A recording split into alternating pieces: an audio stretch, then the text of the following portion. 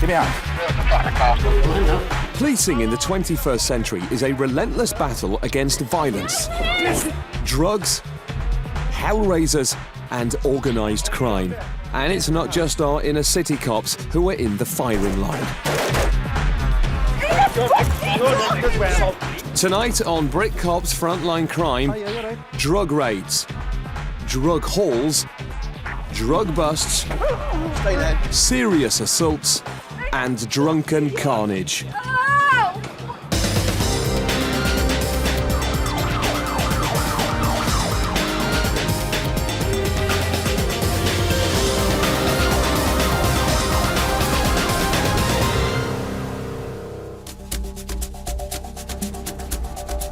It's the weekend, and to police officers across the country, that means drink, drugs, and violence.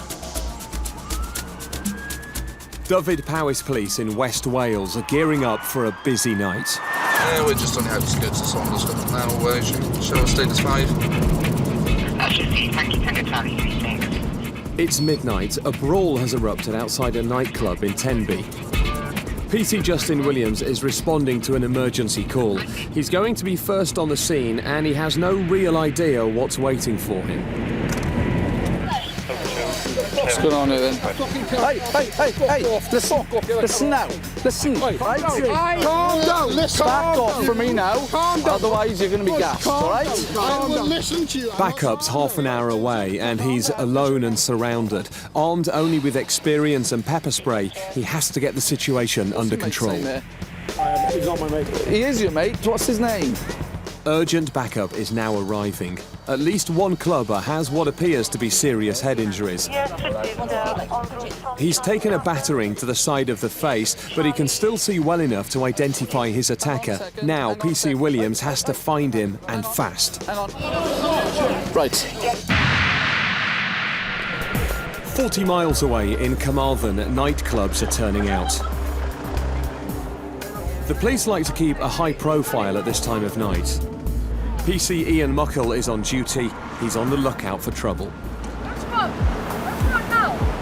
Making sure you're all right, that's all. He's spotted two girls drunk and making a nuisance of themselves. He's already warned them twice to quieten down or go home, but they won't listen. Any more swearing from you and you will come in. You've had your chance. They leg it, but it's not long before he catches up with them again. She just started on me. She didn't. Yeah, she did. She didn't. She told. Hold on. One.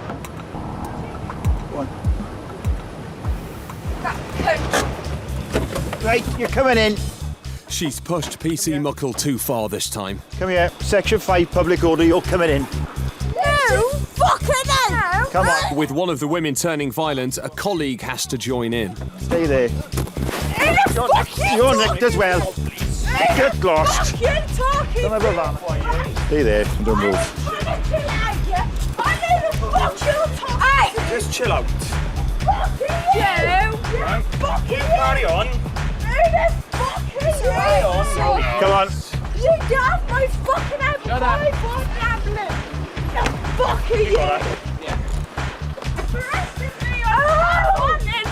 A polite request from PC Muckle to behave themselves has turned into a night in the cells for these two. Right, chill out. You die. Behave now, right? They've been warned twice for disorderly behaviour, and then when I came down here I told the one I arrested telling a female to cough basically, so I arrested her, and her mate decided to join in and she's been arrested by British Transport Police. On the outskirts of town, a man is going berserk in a flat. Sergeant Sean Richards is on the scene in minutes. Other officers are already there, but they're holding back. What's the update, Jane? What's happening? They have no way of knowing who's in the flat. Is the man alone, or is there someone else in danger? We've sealed the street off, a lot of broken glass in there. Sounds like he's gone bonkers in the flat. The man's still smashing windows, and for the safety of the public, the street is sealed off.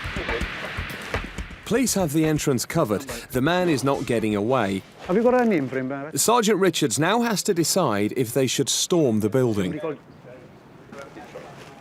Before a decision is made, the man strolls out as if nothing has happened. Come here a sec, bud. Come on a sec. Get away from me. Get away. Officers quickly get him on the ground and cuff him. Get off me. Get off me. Get off me now. Yeah, they will pinch a bit. You know where I'm going to go. Fucking hurt it. Skin you up. Skin you up. That's better, isn't it? Pressure's off, you know.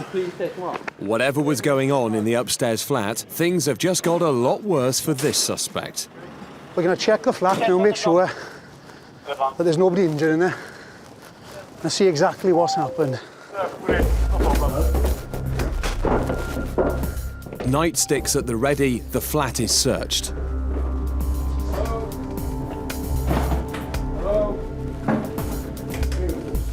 The young gentleman who kicked off was the only guy in the flat.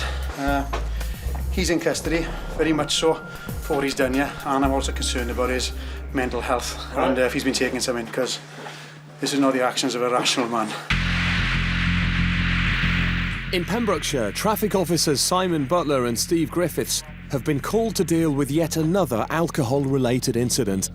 This time, it's far more serious. The boy's jumping. Oh, he's jumped, has he? A man has plummeted from a third-storey window onto the hard tarmac below. The rapid response paramedic is on the scene and they're waiting for an ambulance. PC Butler does what he can to help, while a friend of the injured man tries to explain what happened. Has he been talking to you?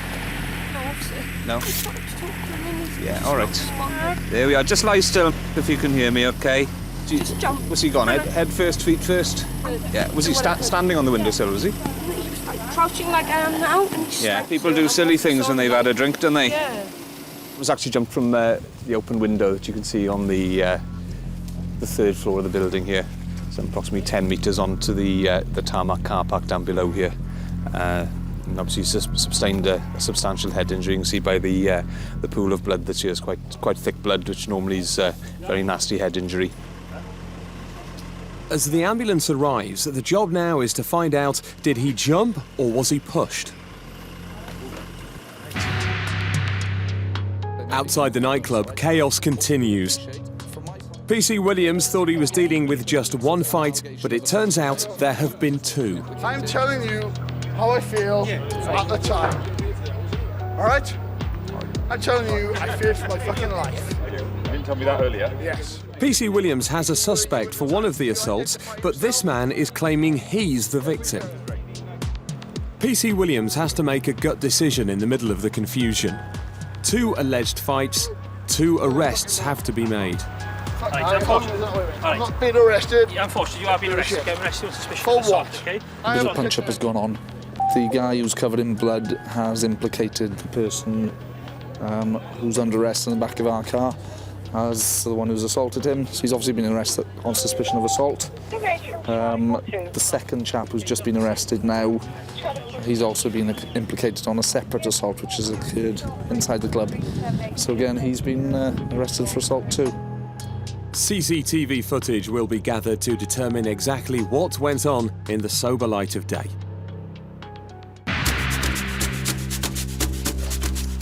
Back at the scene of the suspected accidental fall from the third floor window, police seal off and preserve the scene ready to hand over to CID. The man is taken to hospital with severe head injuries. The young lady who was sitting there with him has said he was crouched on the windowsill and has just jumped backwards out of the window. Nothing else suggested at the moment. But say that's what they're all saying, is he's just jumped off for reasons unknown at this time. He has allegedly been drinking. That's what the people are saying, is he's quite drunk. 4 adults who were in the room at the time are being questioned. There were also children in the flat. There's children in the property who are sleeping upstairs at the time this has happened, so we're now going to try and make arrangements to relocate those to their grandmother in a nearby town and and then start speaking to the witnesses. Yeah, I've had people jump out of things and off things before, but out of a flat onto a car park's a little bit unusual to say the least. Not something we deal with every day. He's a lucky boy to be alive at the moment, I think.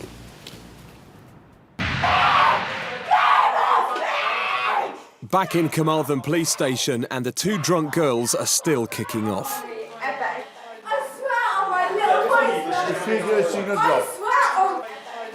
Oh yes, take it down, is it? The custody sergeant can't get any information out of them, so they're thrown straight in the cells to sober up. I've arrested one for Section 5 public order. Di has arrested the other one for public order and assault police. They'll be processed and we dealt with in the morning then.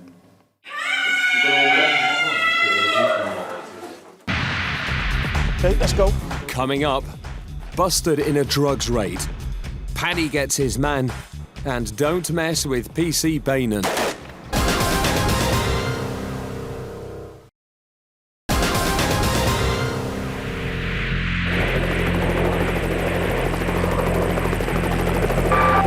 Roger. Dyfed-Powys Police patrol more than half the landmass of Wales. Their patch is huge, but the force is relatively small, and with the range of crimes normally found in inner cities, drugs, violence, guns, organised crime, officers have to be multi-skilled. They're trained to deal with everything.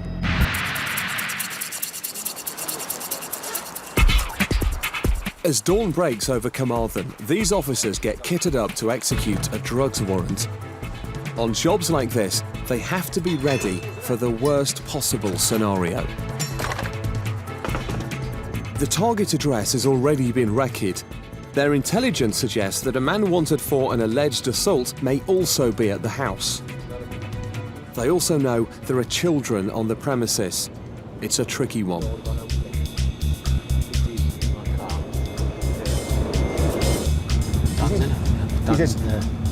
Yeah, right. Is he on the vehicle? And then right again, yeah. See that angled block of 4, angled off? Yeah. Up there, straight up there. Step back with the window open up at top. That's it, the one with the window open is the target property. This ordinary council house is suspected of being home to users and dealers. Yeah, okay, let's go. They take the house by surprise. Okay, let's go. Hiya, excuse me. Police here. Hello. Hello. Right. Hello. Hiya, you alright? Police there, is that right? No, keep your hands where they are now, right? Otherwise you're going to get sprayed, right? Put your hands where I can see them now. Right, you're dressed now. If you don't put your hands where I can see them now, alright? You're going to have a face full of spray, okay? Put your hands across like that, as they are. Secured. The man wanted for alleged assault is hiding at the house, and he's cuffed and removed straight away. It turns out to be an old adversary of Sergeant Richards. I haven't seen you for a long time, boy.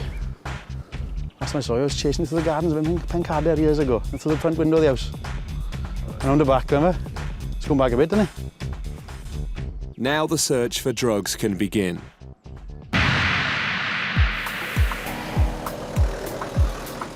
Ex-Welsh Garden farmer Paddy Dwayne has the dual duties of traffic officer and armed response officer.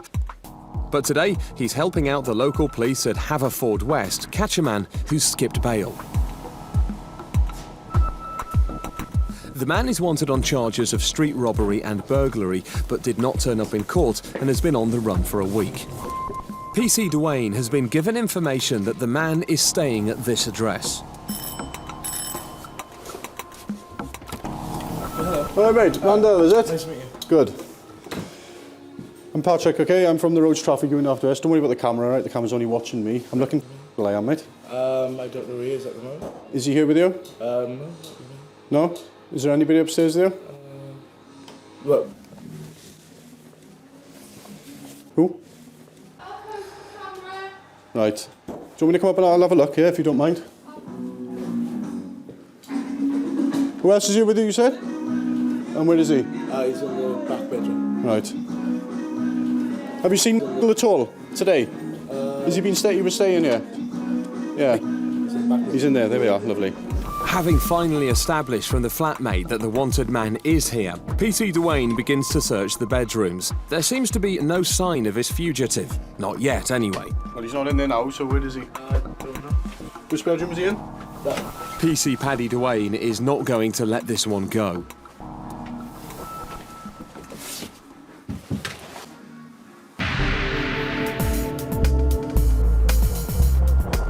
Back at the scene of the drugs raid, police have had one success already. The second man arrested is suspected of trying to flush a drugs wrap down the toilet, but he's denying it.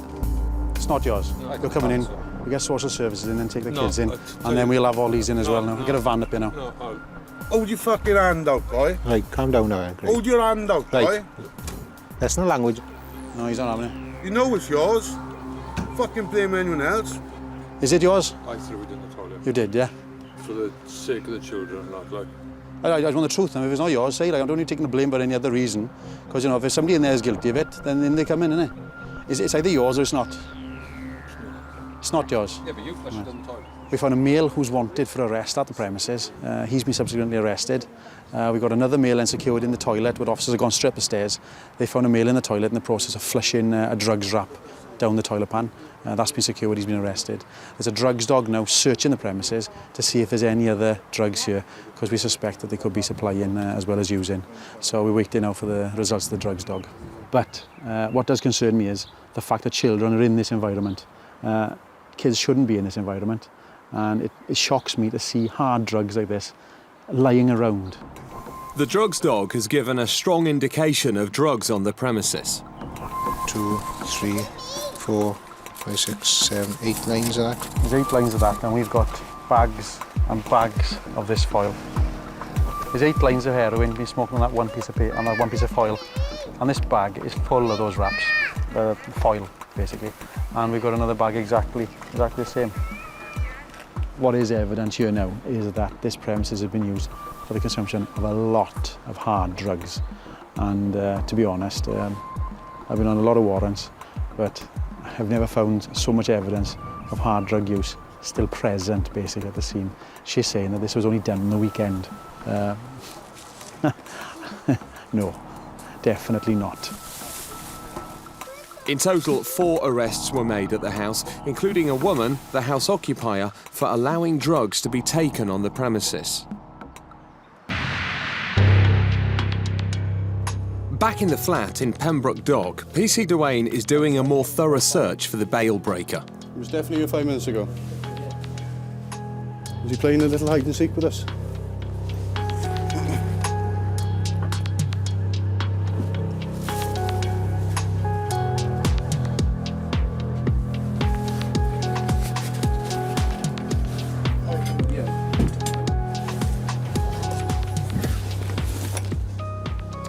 Why are you hiding, boy? Huh? You know why, don't you? It's not going to help you by hiding, is it? Huh? It just makes matters worse for you, mate. Otherwise, people just keep coming back and looking for you, innit? You better get it sorted now, innit? All right? Shoes on? Want to put different socks on, or you got one odd one? Good boy. I knew you wouldn't have gone far. Do you know why? Nobody leaves their mobile phones behind, mate. I could see on the bed that he was in, there was a mobile phone on the bed and keys, and I knew he wasn't going to go anywhere without them. Were you here the other day when an officer called? No? Now just inform me, okay? You don't have to say anything, but may I harm a defence if you do not mention when questioned something which you later rely on in court, okay? Anything you do say may be given as evidence. All right, do you understand that? I do. Thank you. Thank you very much. I suppose he panicked and thought if he hid behind the door, he'd be safe. We couldn't actually open the door fully because the bed was stopping the door open fully, so that's why he hid behind there. He couldn't get under the bed because the legs were only a couple inches high, so unless he was a Houdini, he wasn't going to get under there. As he's being put into the back of a police car, he meets his brother, who has a chance to say goodbye. It's your brother, is it? Tell Mum to ring her later. Tell Mum to ring her later. See in a couple of years. Basically what's going to happen now, the gentleman's been arrested and he's going to be conveyed to Haverfordwest Magistrates Court, where he'll be handed over then for to Reliance to be taken up to Swansea Crown Court. The gentleman asked me how I know he was there. All I replied was, we're the police, we know everything. We know a lot about a lot of people. He did say once he'd been arrested that it was a relief. He can finally now get it sorted and then move on with his life. Hot chocolate, you want one now? Back behind bars, he won't get bailed again. He'll appear at Swansea Crown Court in the morning, significantly worse off for his attempt to hide from the law. See you in a bit.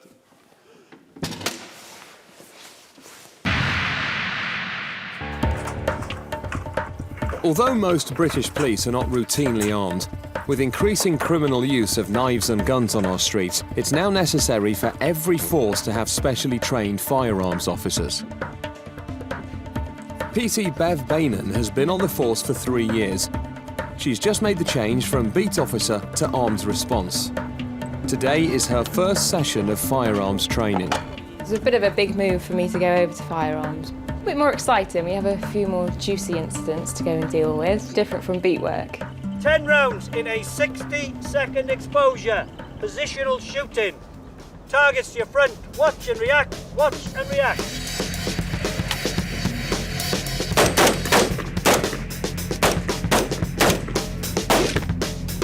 There are only 2 female firearms officers on the firearms department in the whole of Dyfed-Powys Police.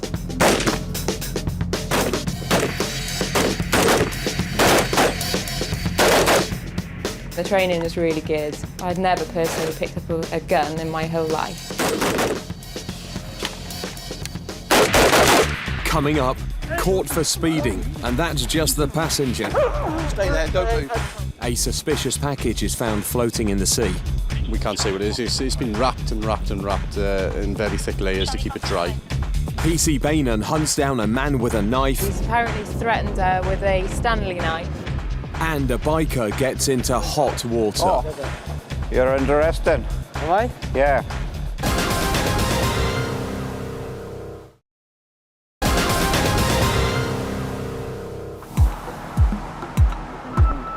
PC's Owen Dillon and Mark Teakle are with the Powys crime targeting team. Oh yeah, you fell asleep in bed, and I was flat out. They're parked up at the end of a long day, observing passing traffic in their Volvo. Always on the lookout for travelling criminals. But right now, they're talking about dinner. Oh, nice salmon. Piece of salmon for dinner.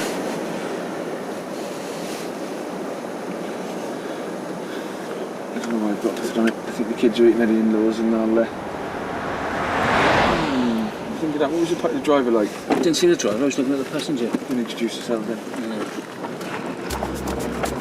A quick vehicle check reveals the car has no MOT. Owen's sixth sense is spot on. Seatbelts were on and nothing major, something to finish the day with. It is a bit of a gut instinct that we have to work on, because we have to sit and see a car go past, decide which one to stop, and have a look at these people, decide if they're up to no good. It's experience on reading people.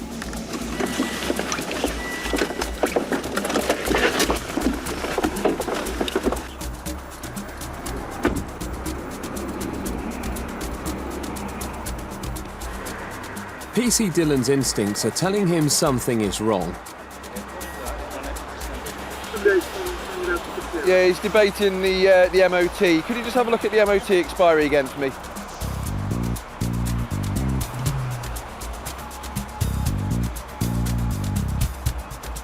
Yeah, it's fine, just checking. He reckons it's tomorrow, but there we go, thanks for that. No, it ran out in December, mate. PC Dillon is not just concerned with the lack of MOT. It's the look of the passenger that's aroused his suspicions. I suppose there's a sixth sense to people who are hiding things from us. What's your name, mate? Looking at the passenger, everything in me was saying that he was concealing something. Ever been in trouble with the police before? No, that's gone for years now. No. Okay. Just put your hands on there for me. Come away. Hey, what's up, mate? Tate.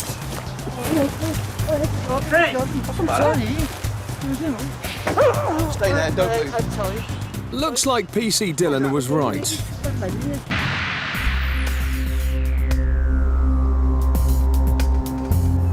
On the Pembrokeshire coast near St David's, reports are coming in that a suspicious package has been found floating in the sea. PC Paddy Duane is responding. A boat out in the water, which is doing some surveys, and they've come across it.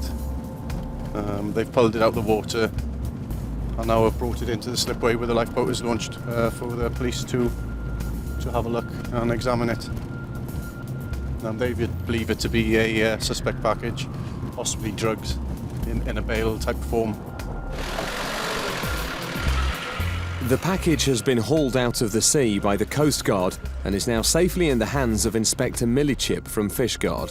Basically what's actually happened is a gentleman and his wife were doing an adventure trip on their boat, and they came across a package which was about approximately 1 to 1.5 inches above the water level.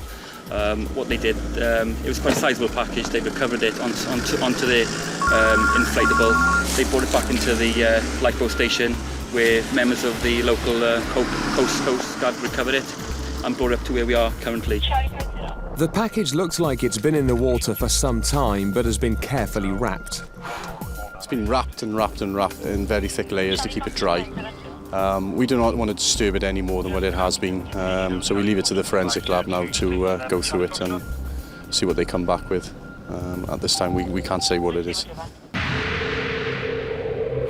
Just behave yourself. Right. On the A470, PC Owen Dillon is still struggling with the passenger who tried to make a run for it. Turn and put your hands on there and don't move. People don't react like that normally, mate, all right? PC Dillon is convinced the passenger is carrying drugs. As I was talking to him, he suddenly lurched forward to try and conceal something from me. So I noticed his hands were clenched and he had something in his hands, and he was also trying to get to his pocket of his trousers. So I pinned his arms to his side so he couldn't throw anything, and I had to take him straight down into the grass. Right, is this yours? What is it? Speed. Right, you're under arrest for possession of controlled drugs. Don't have to say anything, we may harm your defence. Don't mention when questioned something which you later rely in court. Anything you do say may be given evidence. Do you understand? What's down there? Have you had something in your hand? Have you had something in your left hand as well? All right, the thing is, we'll keep you here. He also believes the passenger threw something in the bushes during the struggle. You're silly Billy, aren't you? You can see what the impressions were. I took him straight down. I had both hands. Face there. Don't move. And I asked my colleague to have a look in the hedge where we'd gone down, and lo and behold, there was about 5 grams of amphetamine in the little bag. Star with it, mate. It's yours as well? Yeah, all right. You're being further arrested for that, all right? You don't have to say anything. May harm your defence, don't mention when questioned, something to relate to Ryan, and you do say maybe again evidence, all right? Good man. All right? We'll put you in the car now, all right? Don't jump about. Are we going to relax now then and start again?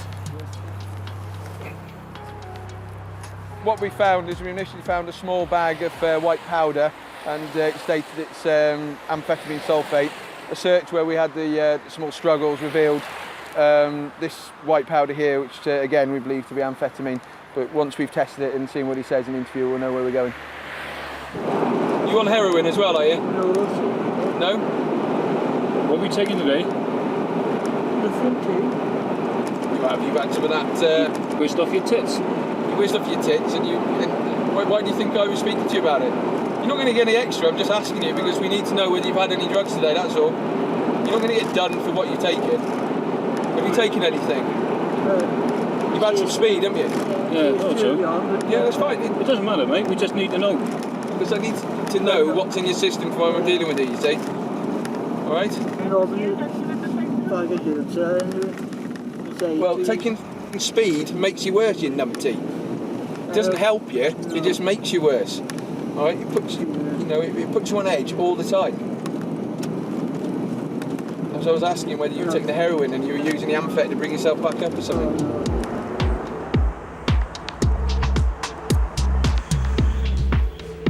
If proven guilty of possession of amphetamine, a Class B drug, the passenger could be looking at up to 5 years in prison. Back in a few minutes for the solicitor, all right?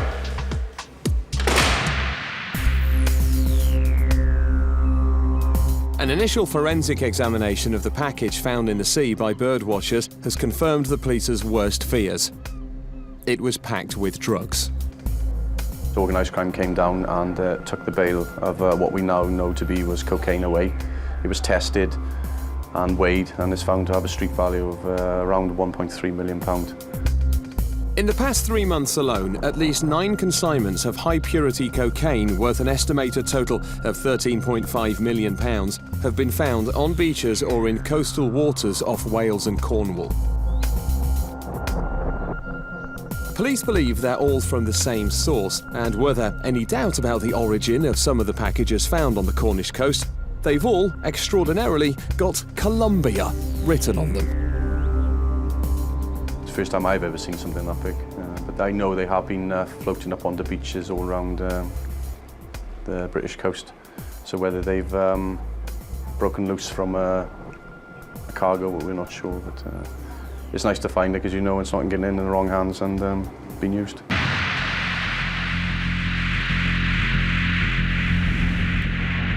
As day turns to night, the armed response vehicle is in action, and on board is newly trained Bev Bainan. Okay, we've had a call now to Narberth. I believe it's possibly a domestic incident where some damage has been caused inside a flat along the high street there.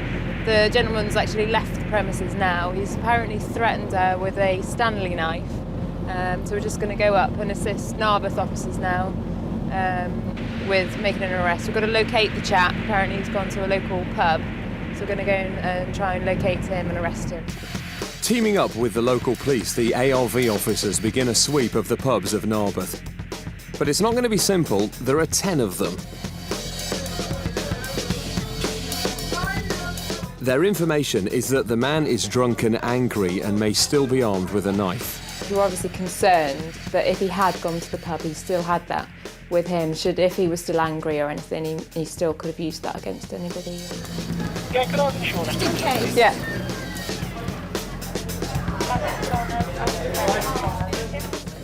After covering half the town's hostelries with no luck, they receive a tip. He's in a relative's house. They are invited into the house and proceed with caution.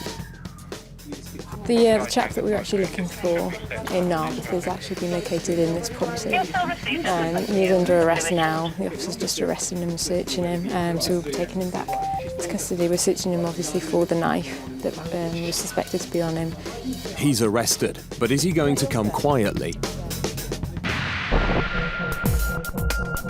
30 miles away in Haverfordwest, PC's Hugh Evans and Simon Brady are patrolling the streets, eyes peeled for anything untoward. A scooter passes them and immediately arouses their suspicion. His driving was somewhat suspicious from the start because the bike was weaving in and out. Obviously, my thought was that he was drunk. Where are you from? Up the road. Up the road where? Up the road here is up the road to Milford, to Pembroke, to everywhere. No, it's Where? by the Kings, you know? By the Kings. Dew Street. Yeah. Your bike? No.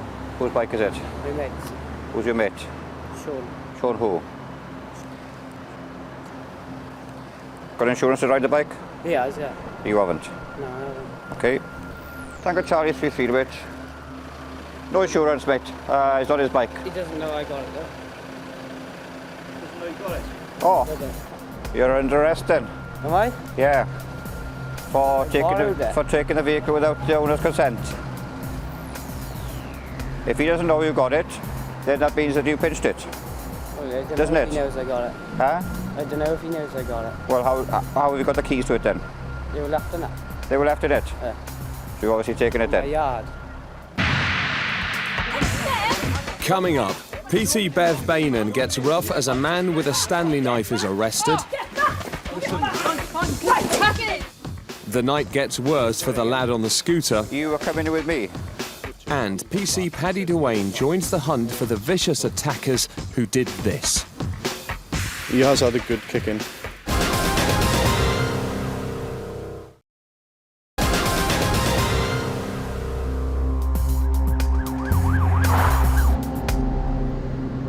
In Pembrokeshire, reports are coming in of a serious assault in progress. PC Paddy Duane on traffic duty has been called to assist. Going through, I believe, dealing with the injured person. Yeah, for your information, we've apprehended one male, described black top, black bottoms, black and Monroe court. Currently status 9 with that person. As Paddy approaches the scene, one suspect has already been arrested and is in the back of a police van. The others are still on the loose. Where's the other one then? There was two, a male and a female here, who were just walking off. So we don't know if the two boys were here, were they? We got the one with us here now. We don't know for certain that it was two. Okay.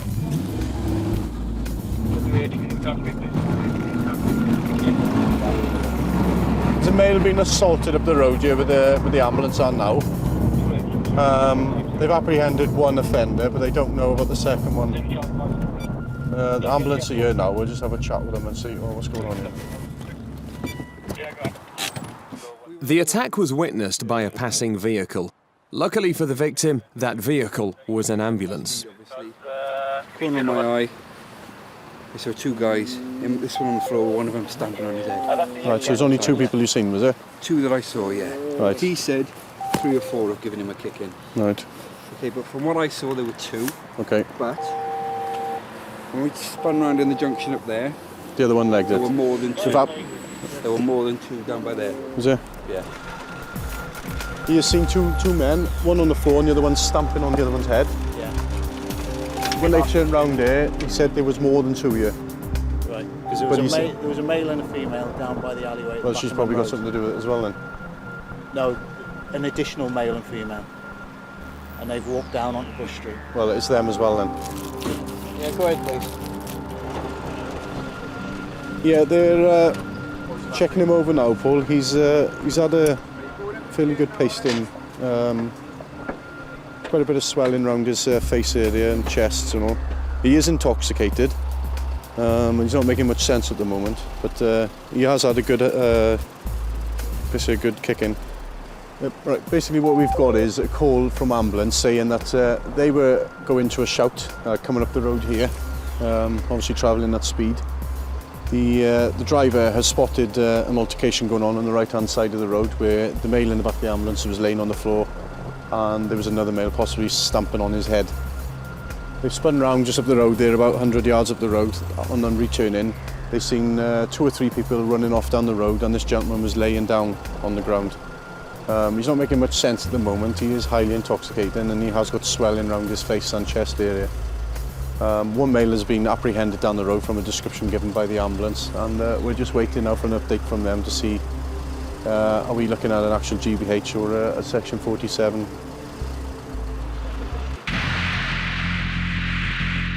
After some discussion with police, the man with the Stanley knife decides it wouldn't be clever to fight. He was a little bit aggressive. I don't think he'd expected his partner to have phoned the police. I think it was just, they do quite regularly have arguments between the two of them. It just got a little bit out of hand. No, nothing. It's an easy arrest until his partner's brother comes out of the darkness wanting some action. He's been arrested for a You're going to smack it. You're going to end up fucking man. You're going to end up getting Get back! Oh! Get back! Fine. Right, tuck it in, okay? He's been arrested, all right? Do you want to come in? Do you want to come in tonight? No. I'm not warning you again. Hey, I'm saying that.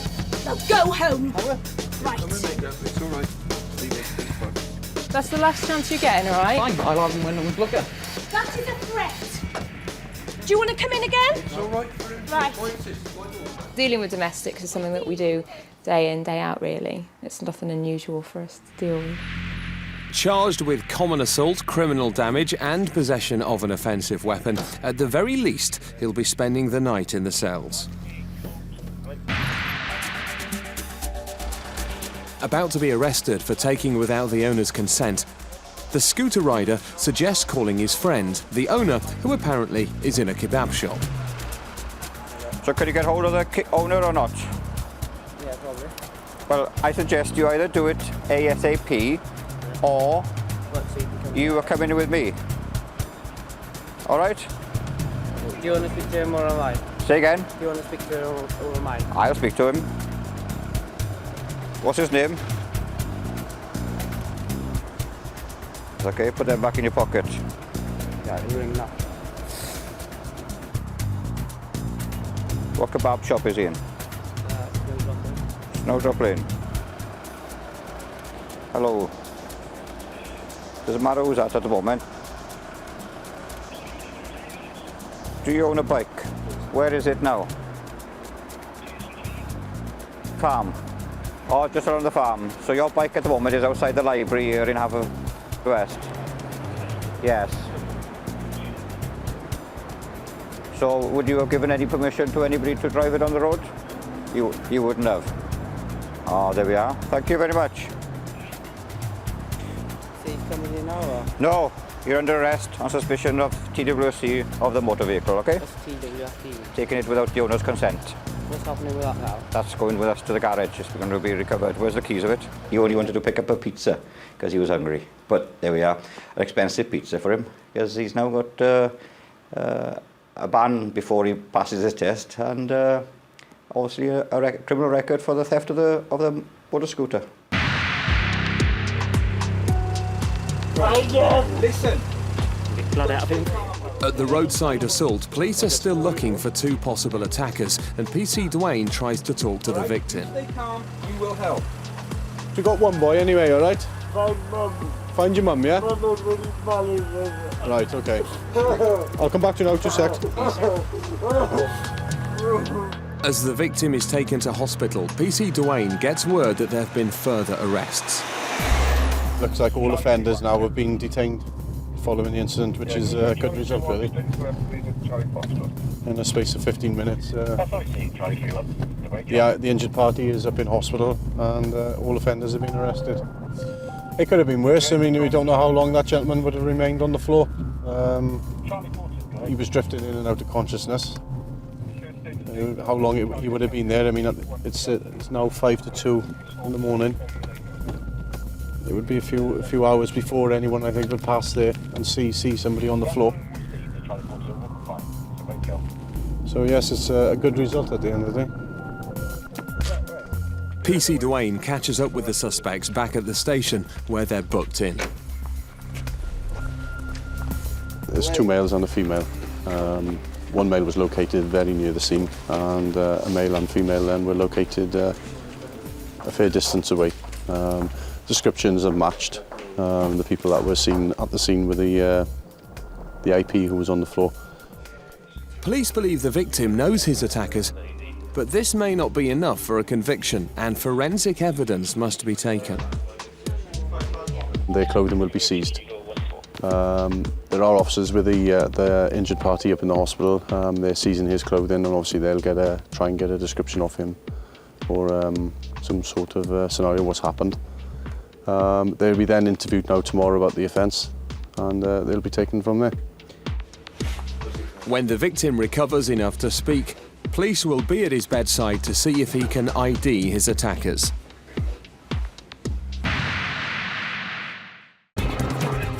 Coming up soon on BritCop's Frontline Crime, the new police action series exclusive to Bravo. Meet Britain's hardest SWAT teams on the trail of drugs and violence. The real Sweeney comes to London with the tough-talking, no-nonsense coppers from the Met. And Frontline Police deal with hardcore crime in Wales. Bravo's cameras capture all the action as these cops catch the criminals.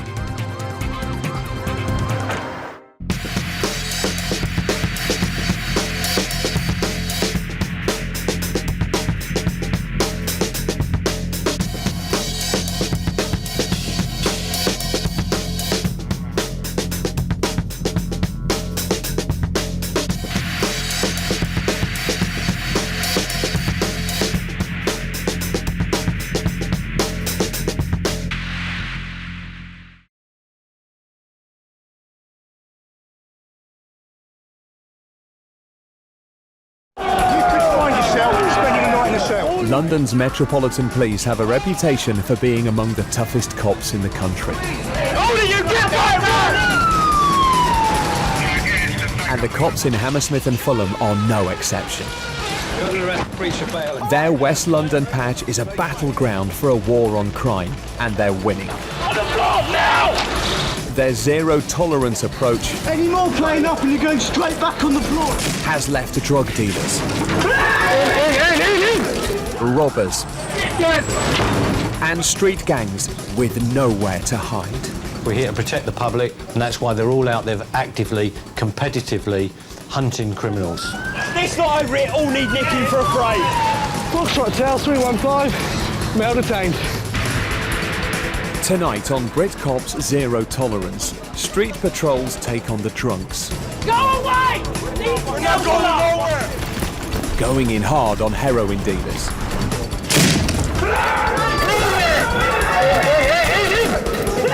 And the cops bust a cannabis farm. That'll be the cannabis factory then.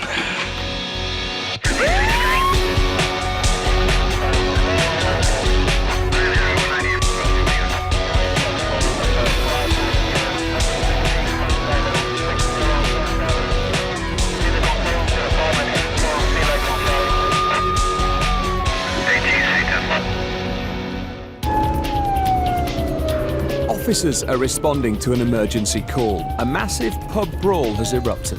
It's a fight involving 20 people. FH show 30. Inside the bar, it's chaos. People are fighting everywhere. Calm down.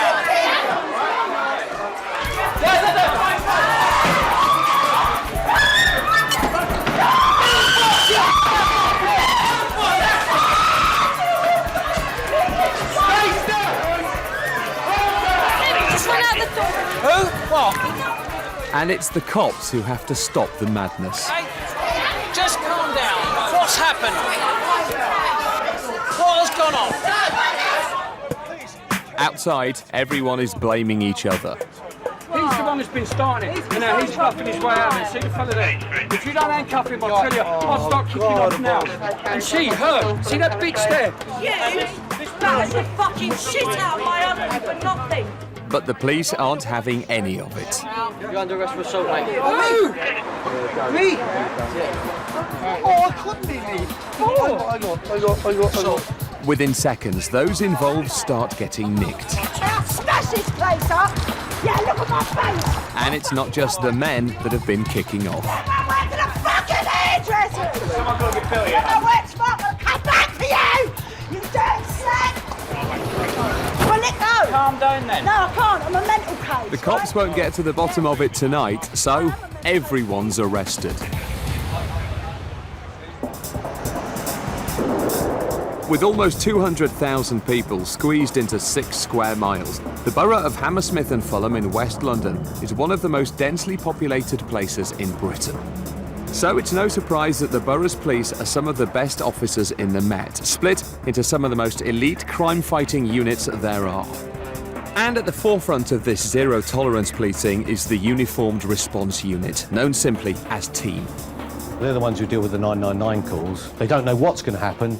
From one moment they're dealing with a road accident to suspects breaking into premises to an assault to a shooting. Literally, they don't know what's going to happen next. They are out on the street most of the time patrolling. And when I say patrolling, I mean actually they're hunting for criminals to catch. And it doesn't end there. The borough's drug squad pride themselves on crippling the very organised and violent world of drug dealers. Drug Squad is a really committed team of people. Their sole role in life is to bring down the drug dealers and send them to prison for as long as possible. Because the best way to stop someone dealing a Class A drug is to keep them in prison. This borough, we believe, closes more crack houses than any other borough in the United Kingdom. Then there's the Robbery Squad. They're an elite group of plainclothes officers who patrol the streets in unmarked cars. They're tough and ready for anything. Ultimately, people who commit robbery are bullies. They're people who use violence to intimidate and take people's property. So the role of our robbery squad is to go out and identify them and persecute them. Bully the bullies in the gangs. And the force behind it all is the straight-talking, no-nonsense borough commander Kevin Hurley. There is no better feeling than catching a criminal and putting the handcuffs on him. So, led by their commander, these teams are a force to be reckoned with. No one gets in their way. Back on the streets, there's no let-up for the rapid response teams. A group of men are kicking off in another of the borough's pubs. All right, there are a few people being abusive towards the staff members there. Could be getting a little bit violent or something. Once inside the pub, the cops demand that the troublemakers leave. You've got to leave. You've got to leave now, sir. Sir, you have to leave now. He's not serving you, is he? I don't want to just go to him. Come on, fella. That's it. Come on. You have to test me. Come on. That's it. But when the officers think they've managed to move the men on, one of them tries to barge his way back into the pub. Calm down, all right?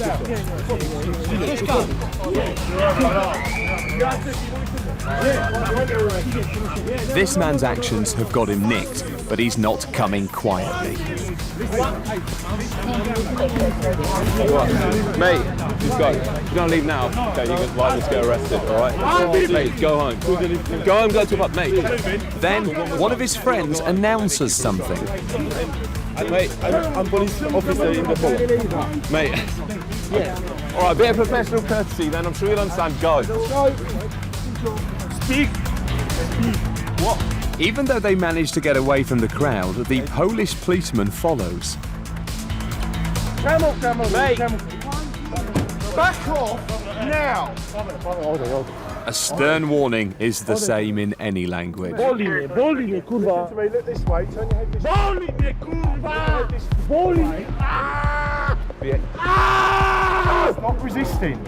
Relax your arms. I move. Relax your arms. I move. Relax. Move. No. The drunk man keeps struggling, but the officers eventually get him in the van and back to the station.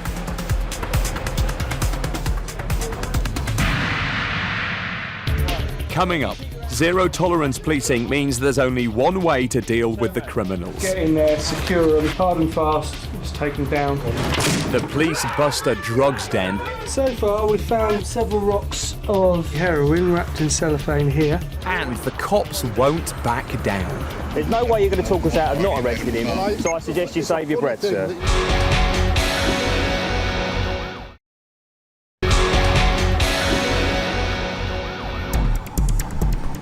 Daybreak in London. Last year, almost 1 million crimes were reported here. Many of these crimes were linked to hard drugs. This means the police in Hammersmith and Fulham are on the front line in a war against narcotics. So they've adopted a zero-tolerance approach to tackling this scourge on society. When they see someone who looks like they use or deal, the police get in their face. In Shepherd's Bush, response team officers out on patrol have spotted a woman who is a known heroin user. I think it's for her anyway. I think it might be. Yeah. Stop that, I'll jump out quickly. They decide to have a word. Hello. You got a quick second? Where have you just come from? From shop. What shop? Off license in Westfield Centre. In the Westfield Centre. You didn't come from the shop, did you? I was at shop, but I was to... Her story doesn't add up, and with gangs of dealers operating out of the estate she appeared from, this makes the cops suspicious. It's a drugs den, isn't it? Drugs where? Yeah. Lots of drugs being dealt. You closed 2 houses there, yeah? I've seen Yes. And you said you come from the off licence, you hadn't come from the off licence, and then you live with your friend and you're going to the doctor. Oh, come on. Come on. When the cops run a check on the girl, it confirms their suspicions were right. She's an addict. We'll see if I can get... You got any gear on you? No, I'm on methadone. You got methadone? You got a script? Yes. You got it on you? The officers let the woman go on her way, but this stop suggests addicts are visiting the estate. No worries. And it's this intelligence that could be the key to an upcoming drugs raid. The most important thing for any police officer is to know their area, know their beat, know their patch if you like. They need to know the faces. If they see someone that they're suspicious of or they know is a criminal, they're going to stop and speak to them. They'll pass on that intelligence they've gathered, because that helps us build a bigger picture till eventually we're in a position to strike. That's all right. Back on the street, robbery squad officers Ken Ford and Dave Smythe have seen what they suspect is a roadside drug deal. All of you stand here, please. What are you up to? Take your hands out of your pockets, please. Don't make me nervous. What are you doing here? Right, all of you keep your hands out of your pockets. Hold on a minute, listen. You're all going to get searched under section 23 of misuse of drug act. You first, mate, okay? All right. No worries. Jim, this fella's just stuck something in his mouth, so there's definitely going to be some around. It's not uncommon for dealers to swallow their stash. Okay, I saw you stick something in your mouth, fella. I'm asking you nicely to show me what it is. Because I want you. Sorry, he's an innocent bystander. What was you doing around this corner? You're going to bring him or? You go. See you later. No drugs on the others, so they're free to leave. But the officers have not finished with the main suspect. Open your mouth. Tongue up. All right, okay. The way on his... Turn around. Nice just turn around. It's because you're swallowing drugs, that's why I'm looking in your mouth, fella. You can say it as long as you like. We all know what's just happened there, mate.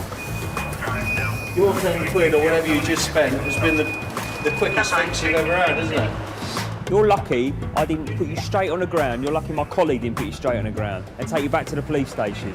You're very lucky, because we could do that.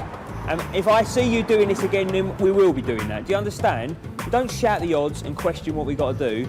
You're here committing a crime. We all know what you're doing. You're there buying drugs. Any drugs may have been swallowed. There's no evidence, so the cops use this as an opportunity for some more intelligence gathering. Is it crack you use or heroin? Heroin. Just smoking it at the moment or injecting it? How long have you been smoking it for? 4 years.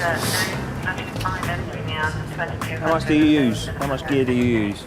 Not much. £5-10 a day. The way we manage information from intelligence, from criminals or officers is quite sophisticated. We'll collate it, sift it, then make a decision on how we're going to deal with it. As far as we're concerned, the name of the game is to keep the drug dealers on the back foot, never know when their door's going in, and never know when they're going to be given some porridge. And when it comes to putting in the drug dealers' doors, the cops go in hard. At Hammersmith Police Station, a response team are preparing to make a forced entry on a known drugs den. Intelligence indicates the occupier is allowing people to use their venue for the use supply of Class A controlled drugs. The address was searched recently and... For the cops, planning is everything. Their intelligence is so detailed that they even have a floor plan of the property. But it's not just the premises the officers will be searching. The dealers and users will go to any lengths to hide their stash. It's got previous drug offences, flashes warrants for drugs, previously had cannabis concealed in a sock. I see one female, flashes for drugs, previously had cocaine in her underwear, maybe carrying needles. Last time I was there, but she did have a couple of rocks cracking her pants. With the risk that drugs could be ditched, there's only one way to deal with suspects. Get in there, secure them, handcuff to the back, and take them down if there's any resistance. Just don't want them swallowing stuff. So, hard and fast, make sure you keep your gauntlets on and stuff, because it's going to be needles and shite everywhere. The element of surprise is very important. We don't want them to know we're coming because we don't want them to dispose of the evidence. We don't want them swallowing the drugs because obviously that's very dangerous for them. And we want to get all the evidence we can. Not wanting to give the game away, the cops group up around the corner from the block of flats. And when the order's given, Let's go guys, come on. They go in fast. There is an adrenaline rush because we're excited to get in there and we don't know what to expect. We don't know what's going on behind that door until we get in.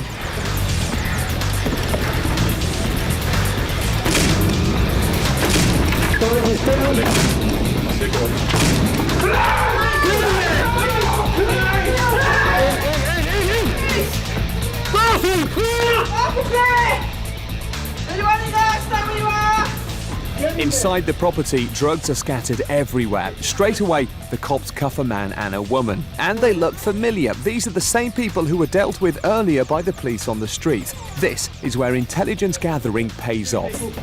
The occupiers of the flat in our raid were already known to police. They'd been stopped by plainclothes officers and uniformed officers previously.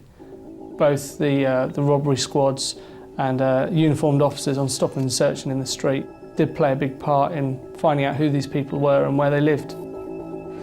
So far we've found in this room alone several rocks of what we believe to be heroin wrapped in cellophane here. We've got a few rocks of crack there as well. Obviously we've also got the drugs paraphernalia, what they've used to cook up the heroin with here, the burnt tin foil, and the gauze used to either put into a crack pipe and also to assist cooking up. We've got a razor blade to chip off the rocks there and some cellophane. Basically, it looks like we've got pretty much, minus a set of scales, a little dealer in amongst the other two people that are here in the address. And the search isn't over yet. While out on patrol, robbery squad officers have seen one of their usual suspects. It's a young lad who's on bail for allegedly breaking into cars, and he's within metres of his alleged accomplice. The cops suspect that by associating with his alleged partner in crime, he could be in breach of the bail conditions put on him by a court. I take it you ain't got your bail conditions still, have you? Not associating with certain people.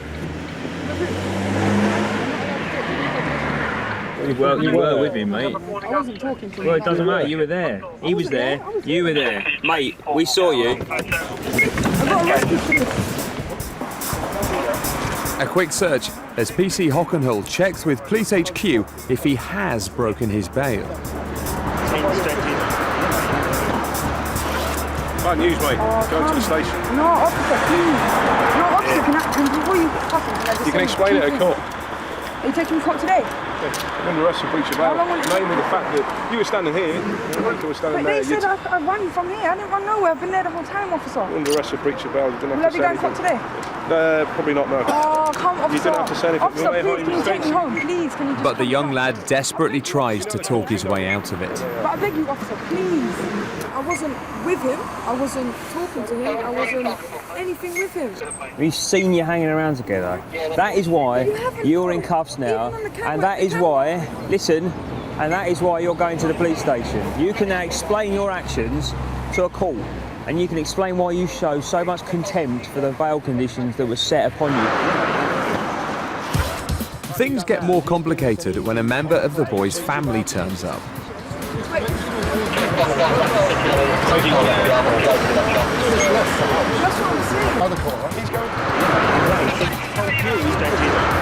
Which is where he knows the two people he's not meant to be with live. Excuse me. Go away. Then the very person the lad is barred from communicating with gets involved. I'm asking you a favour. It's not making it worse, mate. We'll take him away, will you? Yeah, it's just all going to cause the situation to get all upset. But these cops won't budge.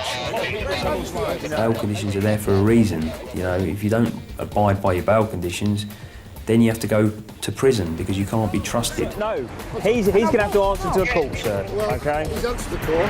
Well, he's going to have to answer again, I'm afraid. Well, I think it's a bit much. How can you prove that they weren't talking to him rather than talking to them? Directly or indirectly, I don't know where. At the end of the day, sir, he's committed the offence. He hasn't Right?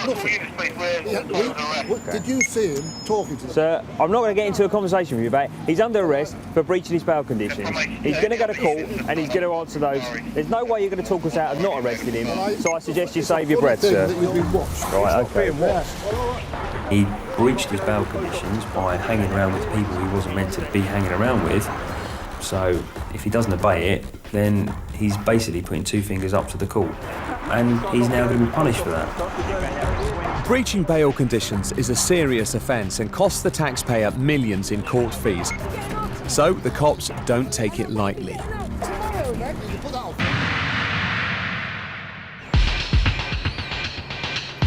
Back at the drugs raid, a man and a woman known to the cops have already been cuffed. As they bring the man out, inside the property, officers continue with the search.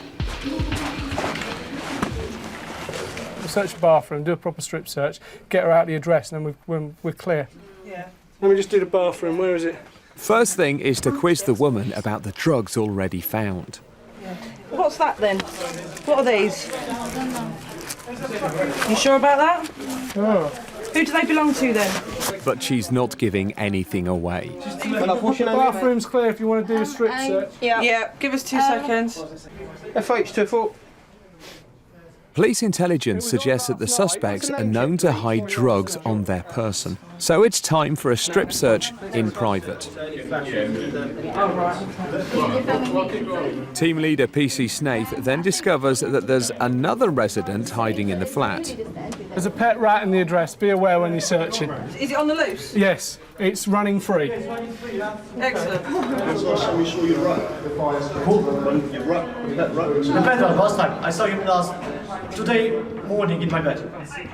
Under the duvet. Yeah, under the duvet. This thing turns up, it's going to scare the living out of me. No sign of the rat, but there are signs of serious drug use. Oh, stand by. Dumping round for now. Yeah, hold up. Methadone is prescribed to addicts to wean them off heroin, but it doesn't seem to have worked here. 3 are empty. And inside the bathroom, a strip search on the woman reveals the lengths addicts go to hang on to their drugs. An addict will go to any length to conceal their drugs. They don't want it stolen from them and they don't want us finding it because they lose their fix. They might hide it inside them in any bodily orifice they choose. Anywhere they think we won't look or don't want to look, they'll try and hide the drugs. You need to take it all out. You could get really, really ill if that stays on there. Yeah. Take it all out. Just take all of it out. After the break, the robbery squad strike gold. That'll be the cannabis factory then. A driver with no insurance is in for a nasty shock. It's quite right that we should seize that car and, if necessary, take it off and get it crushed. And revealed where some addicts hide their drugs. Is there more coming out? Yeah, it's coming out of there. Have you got anything more up there?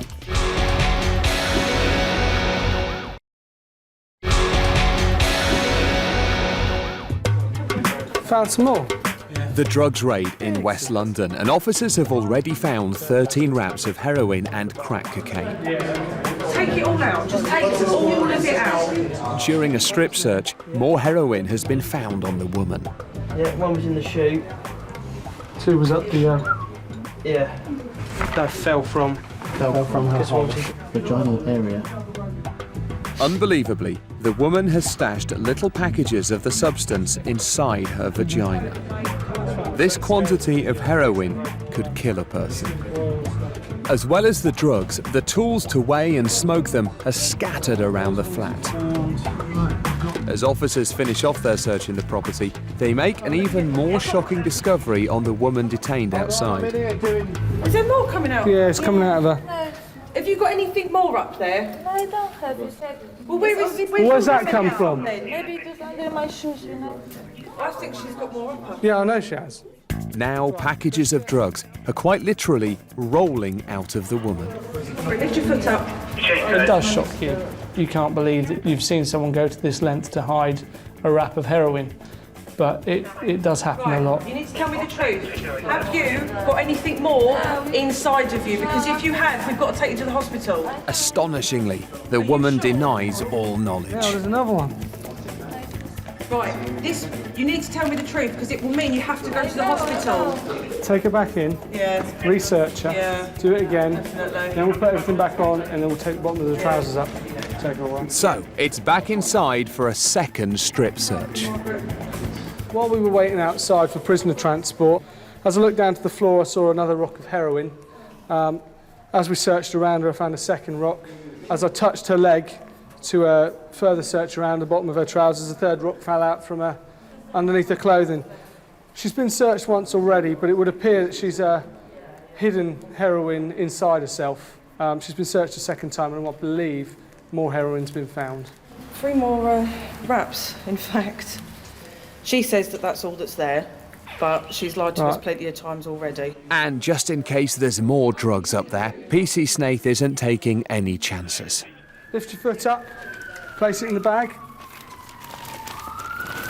Put your foot down. Can you put your foot down? That's it. Before the officers call it a day, there is one more discovery. Yeah.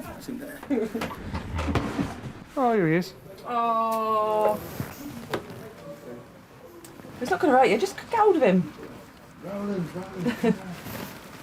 Although his name is Splinter, so he likes. We have found Splinter.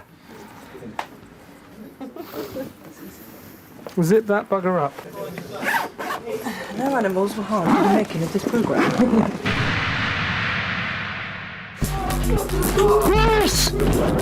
Raiding people's homes is an effective way of crushing criminal activity, and the police in Hammersmith and Fulham carry out many of these raids every month, looking for anything from drugs to stolen property. Robbery squad officers have a warrant to search a house. This time they're looking for evidence of cannabis cultivation. No need for a forced entry this time, as the cops have got a key. But there's another animal to contend with. This one slightly bigger. Hello, pup. Fucking big dog. Just let him out. No. How quickly can he make the gate? Because he can make it in 5 seconds. He can make it in 5 seconds. I can make it triple that car in 5 seconds. Hello, puppy. Pretty sure he can. Hello, boy.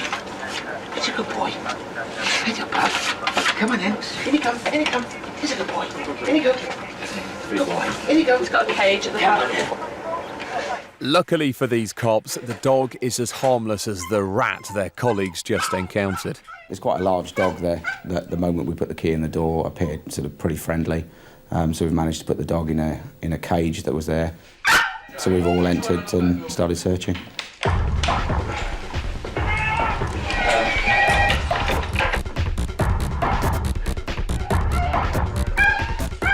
The police start their search and soon find a drawer full of cannabis.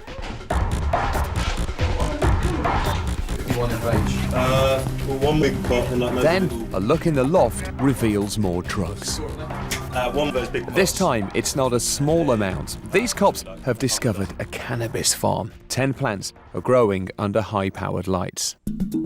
Outside, officers notice that the shed is giving off a lot of heat, which raises suspicions that more cannabis could be growing under high-powered lights. Such warmth. I can feel the heat going from it.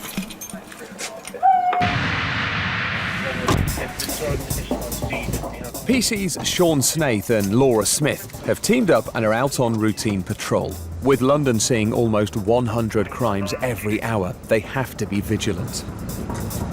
But at the moment, all seems quiet. This gives the cops a chance to search out the criminals. They've seen a car driving erratically and run its number plate through the police computer. When we span round and run a check on the car, it flashed that the car was shown as not having any insurance.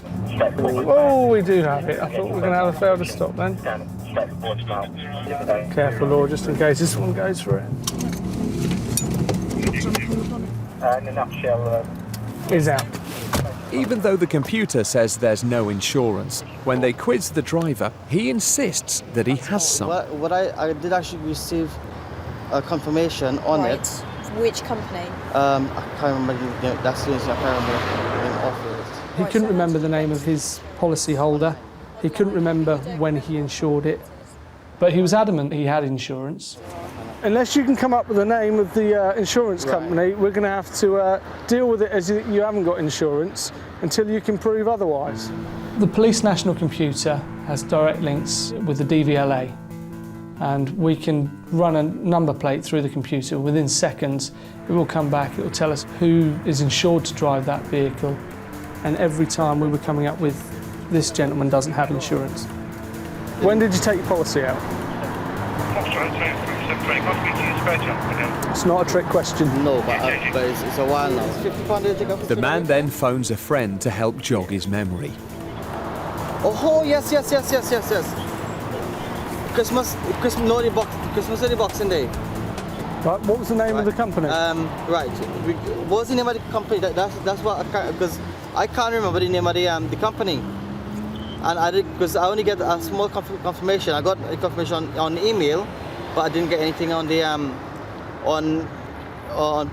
I get one confirmation on paper, but nothing else. Does your friend know the name of the insurance company? This is something direct. But there are still no answers. Right. You can't remember. You can't remember the thing. No. Right. you know I live right Tetley Road there, right? If you want, follow me. You can follow me there, and I will get a confirmation letter on there. I don't want a confirmation letter. I want an insurance certificate. Right. Do you have an insurance certificate? This certificate is that what I did not get. You don't have an insurance certificate at home or readily available. You can't remember the name of the insurance company. You can't remember how much you paid for it. And all you know is you took it out at Christmas. So what am I left with? Then he claims that he's got documentation at his home which is just around the corner. But PC Snaith is dubious. On your confirmation letter, yeah, does it have the name of the company on it? You should, yes, got the company name on there. It is. It should have or it does? It does. It should have or it does. Because if we go down there and I find out it doesn't, then you'll be in a world of grief. Does your confirmation email have the name of the company of your insurance on it? Yes, got it. Definitely. Right, fantastic. Get the car keys out of the car, hand them over to me. Come with us. Uninsured drivers cost law-abiding motorists in excess of £500 million each year in extra premiums. Over 60 people a day are killed or injured by drivers with no insurance. If you're unlucky enough to be one of them, there's a chance you'll get no compensation at all. Driving without insurance is, in my view, a very serious offence. People drive without insurance, antisocial, and they're dishonest, and they don't care about other members of this society. It's quite right that we should seize that car and, if necessary, take it off and get it crushed. Robbery squad officers have raided a house and discovered a cannabis farm. Is it all on one switch? Now they're trying to force their way into a garden shed that's giving off a suspicious heat.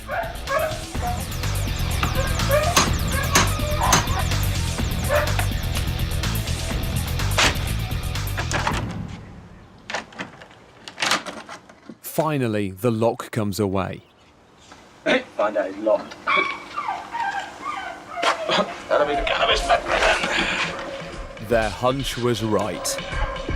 There's a forest of cannabis plants growing under strong lights. From opening the door, the first thing that hits you is the light. The light is like we were either going to find a cannabis factory or someone on a sunbed. There was an awful lot of empty plant pots, etc. A lot of seedling trays, so it looks like the whole operation had been going on for quite some time.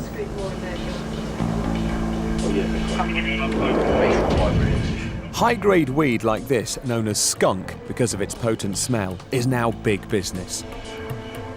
Full of chemicals, this drug can blow a person's mind, causing paranoia and even psychosis. In the last 2 years, more than 1,500 of these operations have been shut down by the police in London alone. It's no wonder then that the cops are happy about taking this huge crop out of circulation. And as the cops bag it up, they find a sign which they think could relate to them.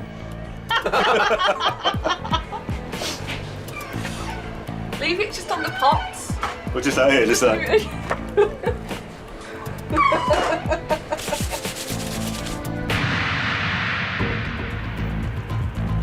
PC's Sean Snaith and Laura Smith have arrived at the address of a suspected uninsured driver, where he says he has proof of a policy.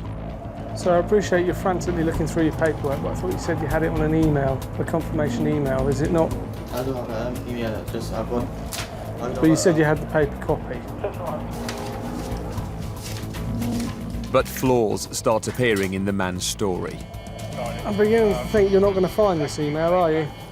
It's here.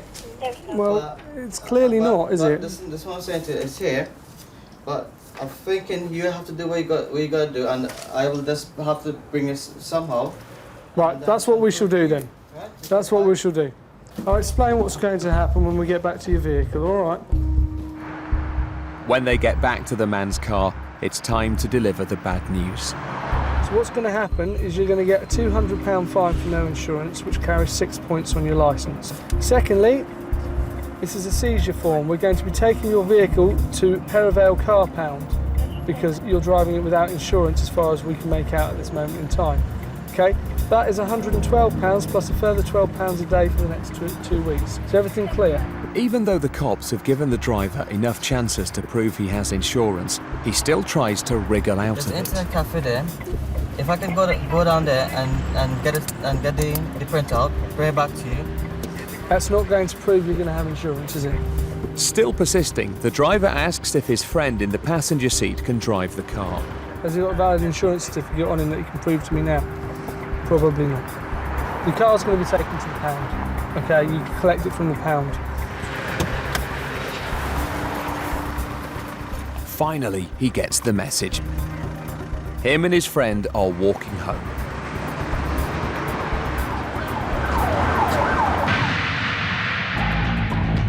Coming up, the cops try to keep the peace. Go home! Go home! Go away!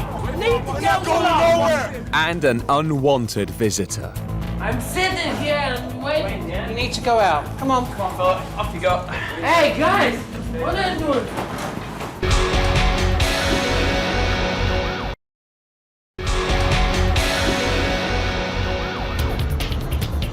Nightfall over London. Most criminal activity is committed under the cover of darkness. This is when the Metropolitan Police are at their busiest. P.C. Wilson and his colleagues are responding to a serious incident. There's a man armed with a knife. London sees over 20 knife crimes a day, so the cops need to get there fast before a weapon can be used. At the scene, there's no immediate signs of danger. Then the officers establish that there's been an argument over a burger. Tell us what's happened before you go in. My friend owed him 80p. For, 80p? Yeah, for my thing. For Yeah, my food. yeah. Paid him. Yeah. And then he started giving it to my friend. This one here with the glasses on. Yeah. He started calling her a bitch. And then I said to him, why are you calling her a bitch? And then his friend started waving the knife like this against the counter. But P.C. Wilson and his colleagues need to get both sides of the story. What's gone on? He's serving a customer and she was... Inside, the manager denies that he waved a knife around and instead claims that he was attacked by the girls. She hit you? Yeah, she hit us. Look at his face. Right. Look at his scar. Okay. After police have taken accounts from both sides, they're satisfied they've investigated the incident thoroughly, and the best way forward is for the cops to act as mediators and defuse the situation. My suggestion would be to arrest nobody, so we'll tell them to go, you know, and we'll leave it at that. Basically, either everyone has to get arrested or no one gets arrested. So what I suggest is that you just... But with a few drinks inside them, these girls are fired up. He's got a mark on his face. Have you watched CCTV? Right? Maybe you can we see haven't, whether or not he has it. but it's going to be on CCTV. So maybe he had it before. Right? How are you? No, that's a fresh wound. No. It's a fresh wound. A drunken group of lads then chip in. If we... You, go away. Go away. Both of you. Good. Sort him out. Go away. Right, listen. They've made an allegation against you, and you're making... Right. Now listen, shut up. P.C. Wilson manages to level with the girls. There are counter-allegations, right? You've made an allegation against them, they've made an allegation against you. Do you and your friend want to spend the whole night in a cell and get interviewed tomorrow morning? You don't, do you? You don't, do you? Have either of you been hurt? Have you got any injuries? He's got an injury, right? And it'll all be on CCTV. It's a fresh wound. So I would suggest that you take your friend and you go home, all right? All right, go and do that now. Grab your friend and go. With the situation seemingly calm, the officers get back in the van. Go, take her home. I am, I'm funny. Where's it? What could have fucking happened to them now? Go by. Go on, Nick, Billy. Billy, down there to section 5. But these girls seem intent on aggro. Go home. Go home. You go home. And the drunken lads are back, stirring things up. Go home. Please go home. Leave them alone. Emotions running high, combined with alcohol, usually leads to trouble. Just leave it alone then, yeah? We'll leave it alone then, all right? Let's go. But by threatening arrest, the cops finally managed to defuse the situation.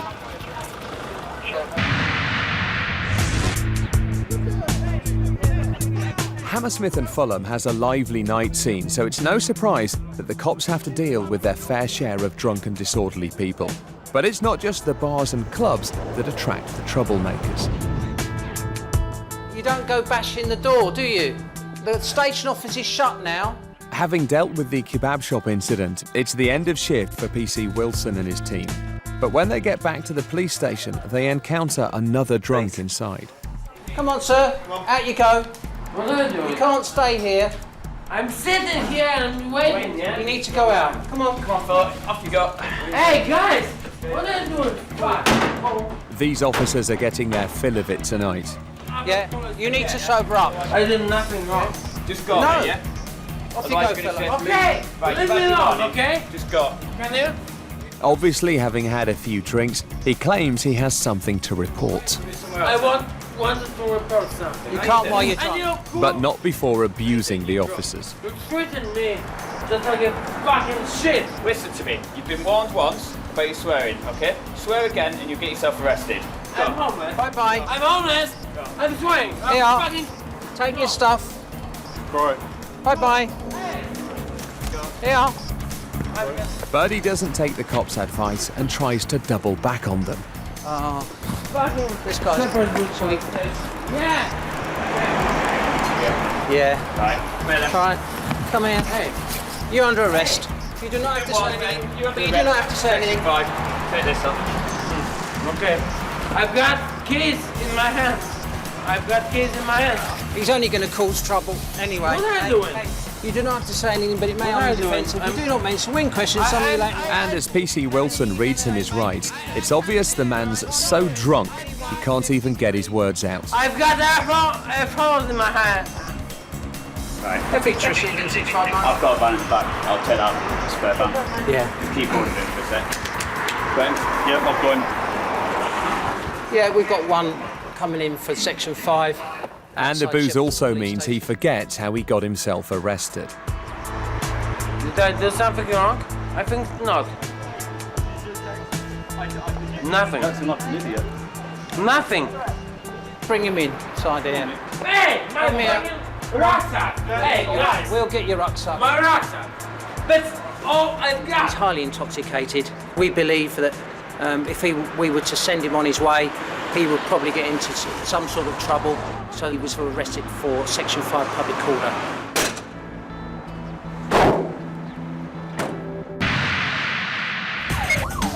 Coming up on Brit Cops Zero Tolerance, the series. On patrol with the Met Police, some of the most elite crime-fighting squads in the country. We're with the robbery squad as they take on thieves. I know your face, and I'm going to be looking out for you now. And gangs. Do you know who wears those colours? We follow the rapid response teams as they put their lives on the line. Fucking hell. And take on violent criminals. And we're out with West London's drug squad as they take down the dealers. Our cameras capture all of the action as these cops capture the criminals.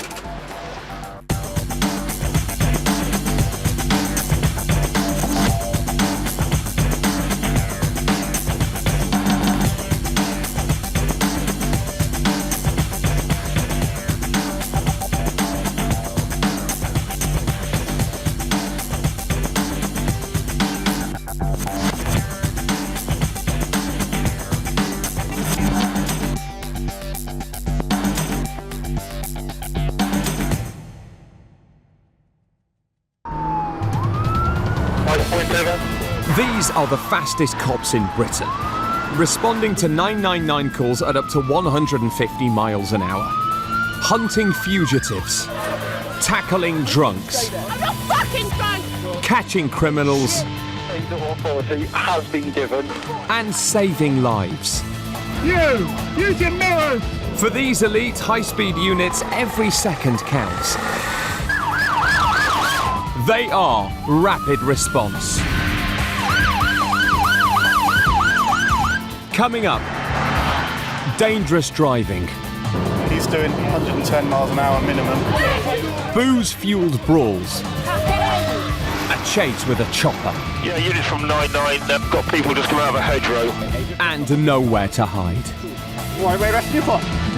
What have we done wrong then? Nothing. What do you have now?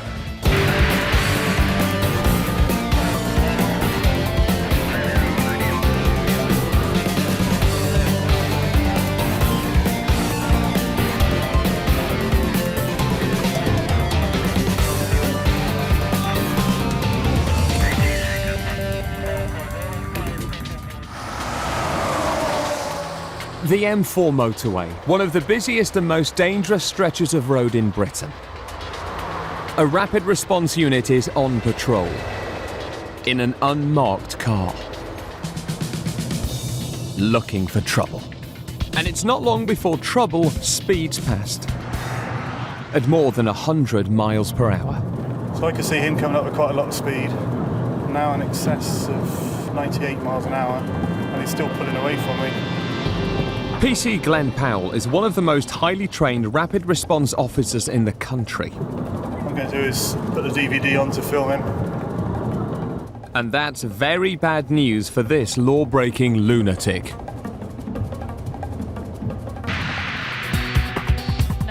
Back at headquarters, control is taking a 999 call. A car has been stolen. A rapid response officer, PC Adrian Giles, is on his way. As he races to the scene, a report comes in that 3 men have ditched a car and are now on the run. 3 youths decamp from the vehicle, run along the railway line away from the village. We checked the vehicle, it's a stolen vehicle as well, it's not confirmed at this stage. We're just going to come and assist the local unit, see if we can locate the 3 offenders. Several units are closing in on the runaways and their descriptions are being circulated. All about 5'8", 5'10", all wearing cap at some stage. As PC Giles arrives at the scene, he finds out the suspects have fled across the fields. The area is vast, hundreds of acres of farmland and forest, giving the 3 fugitives plenty of hiding places. The person walking down the field there, yeah? I saw somebody in a white top. Several more units are being directed to the edges of the field to cut off the runaways, and the youths have been spotted. Oh, I can see all 3. Where? They're heading into Hatch. Further on then? Somebody needs to come up Monmouth Hill. PC Giles hits the gas. They're not far away. On the M4, the speeder is now clocking well over 100 miles per hour. He's becoming a serious danger. An accident at this speed would have terrible consequences. Can you imagine if he had a blowout in front of that vehicle with a guy who hasn't got a seatbelt on? He's doing now 110 miles an hour minimum. I'm at 113 miles an hour now, just sat behind him, about 200 metres to the rear, not gaining, just sat there behind him, filming him at a steady 113. So you've got to think that's 43 miles an hour above the speed limit, at a speed that you should just never be travelling at. The speed keeps rising and rising. PC Powell has seen enough. He puts the blue lights on to pull the car over and let the driver know he's in serious trouble. Blue lights on, we should see a little bit of reaction. At last, the driver gets the message and pulls over to the hard shoulder. Say being a 08 car, it's probably a hire car as well. Just open the door, saves me banging my head. Now faced with the grim reality of getting nicked, the driver of the car is full of apologies and excuses. G'day. I'm so sorry. I was just overtaken from that point just to get back into this lane. I'm really sorry. I didn't mean to. All I was trying to do is get back into the middle lane. The problem is, sir, that what I did, I looked in my mirror and I could see you approaching at speed, so I could see you in the outside lane travelling at speed, and all I've done is let you come past me, and I've filmed you now on DVD for quite a distance, and you've sat at 113 miles an hour, 113 miles an hour for a 70 limit as well above the speed limit. Before you say anything else, I've got to say you do not have to say anything, but it may harm your defence. We're not mentioned now, something later on in court. Anything you do say may be given evidence. It turns out that the man was doing 114 miles an hour with kids in the back. And if that's not enough, it's not even his car. Is it your own car or a hire car? Just a hire car because my Mercedes was broken down. The problem is, though, you have a look on the safety aspects. It's a hire car that you don't know has had it before. And he can't even see out of the back window. We'll come back to the car and we'll get it sorted nice and quick. The man is led back to PC Powell's patrol car to explain himself, and the excuses keep on coming. I'm really sorry. I apologise. It will never happen again. I do hear what you're saying, but unfortunately, because of the speed you're travelling at, there could be, and I'll be honest with you up front, there could be a possibility you're going to get a disqualification. It might be for 10 days or a fortnight, but you will get a disqualification. Please, sir. I hear what you're saying, but unfortunately, I know it's an inconvenience, but as you probably appreciate, you're now travelling at 157 feet a second instead of 100 feet a second. So if something went wrong, there's nothing wrong with the tyres on the car that I can see because I've just checked them, but it's a hire car, you don't know who had it before, you don't know what's wrong with it, you don't know if it's suddenly going to develop a fault, or worse still, something in front of you, suddenly jam the brakes on or lose some luggage or something like that, and you've got to stop. It's not just your safety, is it? It's the kids. With words of advice ringing in his ears, the man is led back to his car. His next appointment with the police will be when he appears in court, charged with driving at 114 miles per hour. PC Giles has arrived where the fugitives were last sighted. But he can't get all the way there in his car. He has to cover the last stretch on foot. 3 offenders are being followed by another officer coming across the field. They try and cut them off. Helicopter's on the way as well, dog unit's already here. There's quite a distance to cover for the officers. But for now, the suspects aren't getting nicked for anything. The officer has lost them. They've managed to go to ground and the trail has gone cold. They went in that end, did they? They went in this way.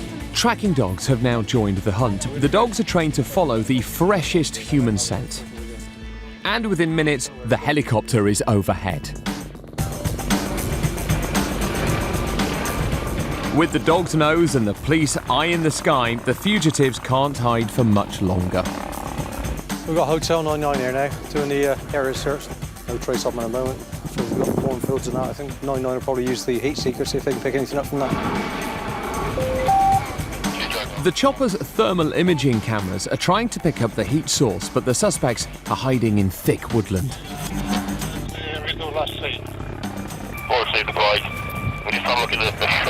Suddenly, one of the dogs picks up a human scent. If the dog can flush them out of the woods, the chopper can guide the officers to arrest them. The hunt is on.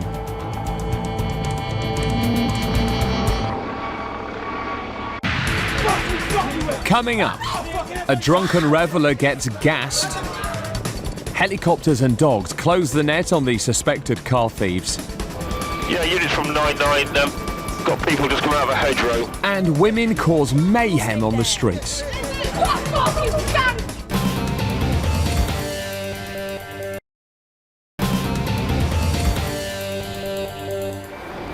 Good hiding place in there, isn't it? Wiltshire police are still on the hunt for 3 suspected car thieves. They fled into dense woodland, and as night falls, the job of finding them is getting trickier. No, I'm just down 3-1. No trace of them at the moment. Rapid Response Officer Adrian Giles and his colleagues have been hunting for the 3 suspects for an hour across acres of farm and woodland.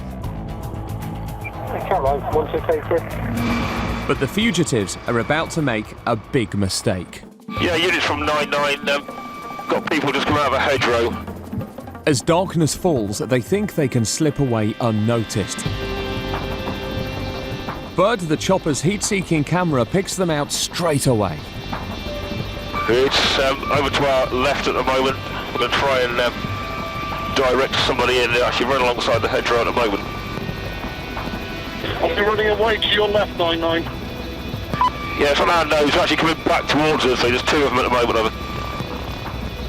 Yeah, we were at your 7 o'clock position on the ground. That's 3-1 and 2 Whiskey Sheriff officers. They're running away from you at the moment. Over. The runaways realise their mistake and dive back under the cover of the trees. But the chopper has a fix on where they went, and a dog unit is just moments away. So certainly have nothing visual at the moment, anyone coming out of this wood. and we can see the units going into it, so hopefully they're still in there somewhere. PC Giles is hanging back, ready to ambush them if they run towards him. Spot containment on the wood itself. There's still another dog handler in there. And basically the whole wood's contained at the moment, so we're going to just try and flush them out. Yeah, right. I think that one's come out yet.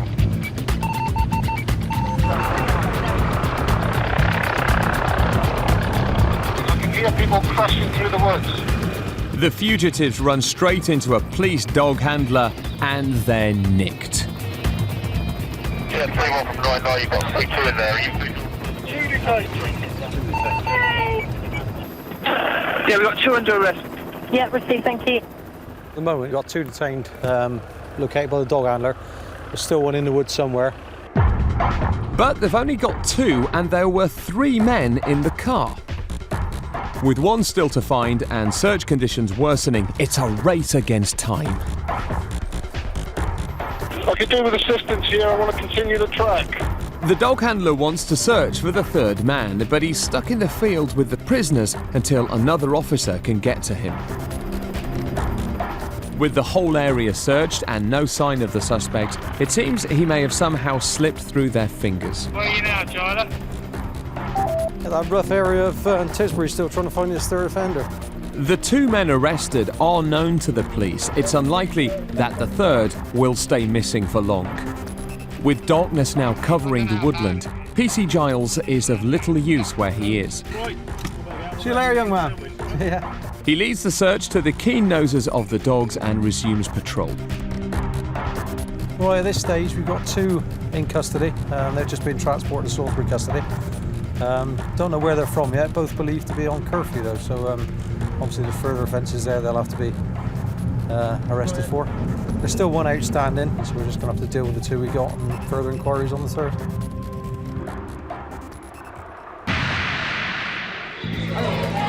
It's Saturday night. Alcohol-fueled revellers line the streets and rapid response cops lie in wait.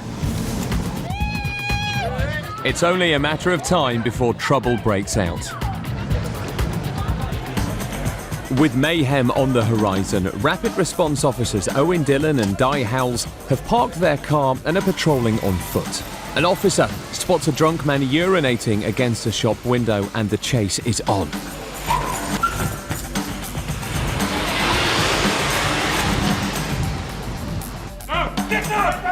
With the threat of being pepper sprayed, the runaway gives up the fight. But he's not coming quietly and continues to mouth off. Oh, over fucking pride yourself. See again? Hope you are, mate. Okay? Listen, don't try the hard boy, alright? Right, don't be debating, yeah? Yeah? Right, well don't. It's the end of the night for this micturating miscreant. Spending a penny has cost him a night in the cells. But just as one incident ends, another is starting. 999 operators are receiving reports of fighting, and rapid response cops Nicola Wilson and Alid Davies are en route. For rapid response officers across the UK, 999 calls are top priority. And how fast they respond can make the difference between life and death. As officers arrive, the fight is in mid-flow. But it's not men, it's women fighting. And their boyfriends are trying to break them up. It takes 4 police officers and 3 doormen to keep the group apart. 2 women clashed earlier at the door of a nightclub and violence quickly erupted. They bumped into each other, she went for her. The 2 girls? Yeah. She went for her, then we got them apart, they went that way and then she came round the barrier and came back after her again. Nighttime fights often end in serious head and facial injuries, but on this occasion, the rapid response unit arrived in time to prevent either girl coming to harm. Security man was saying. Cops now have to calm the girls down and make sense of what has gone on. She came on to me. We got the CCTV, don't we? Yeah, but what happened before that though? Yeah, she pushed me. Same advice, right? Just take her home, right? Otherwise, if she carries on, she will be brought in, right? Take her home now. She needs to go home tonight. With the urinating man safely locked up, PC Owen Dillon is back on the streets on the lookout for troublemakers. And it's not long before some cross his path. It's a violent clash between two groups of drinkers. PC Dillon heads straight in and picks out one of the troublemakers. More officers rush in to arrest the fighters. He's gone like a bag of spuds. He's gone. Even with police there, the men are still trying to get at each other. PC Dillon's got his hands full and other officers are struggling to maintain control. One man pushes a female officer twice and feels the full strength of her pepper spray.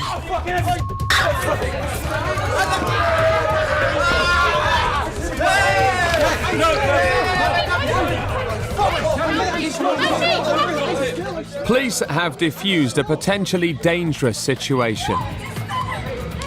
With one man on the floor in agony and another in cuffs, the drinkers can continue their night in relative peace. Almost. I love you, baby. This man's night is over. Oh, I ain't gonna whoop no piece of shit. And once officers investigate the fight, he could be in a lot more trouble. Listen carefully now. You're under arrest for assault. You don't have to say anything that may harm your defence. Don't mention when questioned, something which you later rely in court. PC Dillon reads the man his rights and carts him off to a cell for the night. As an action-packed night draws to a close, revellers head home. But for some hardened drinkers, daybreak is no deterrent. Wiltshire police officers passing through a service station have been flagged down by a coach driver. What's the guy look like? Passengers on the coach on their way to London have complained about a man off his head on booze. Hello, mate. Yeah, mate. How you doing? All right? He's been sitting in other people's seats and he's now getting off the coach with a teddy bear, a pink cardigan and a bag full of children's toys. Much to the displeasure of the owner. Right, what's happening? I'm going to start mine. Right. Yeah, thank you. Didn't think it. Is this yours? And also, yeah, thank you. What about this stuff here? The man is so drunk that not only is he taking other people's bags, he can barely speak. You know, I love McDonald's. You what? You had a McDonald's? I love the Okay. Right, just lean against there. You're going to fall over? Do you want to sit down? Officers at the service station now have the drunk man on his own, away from the other passengers.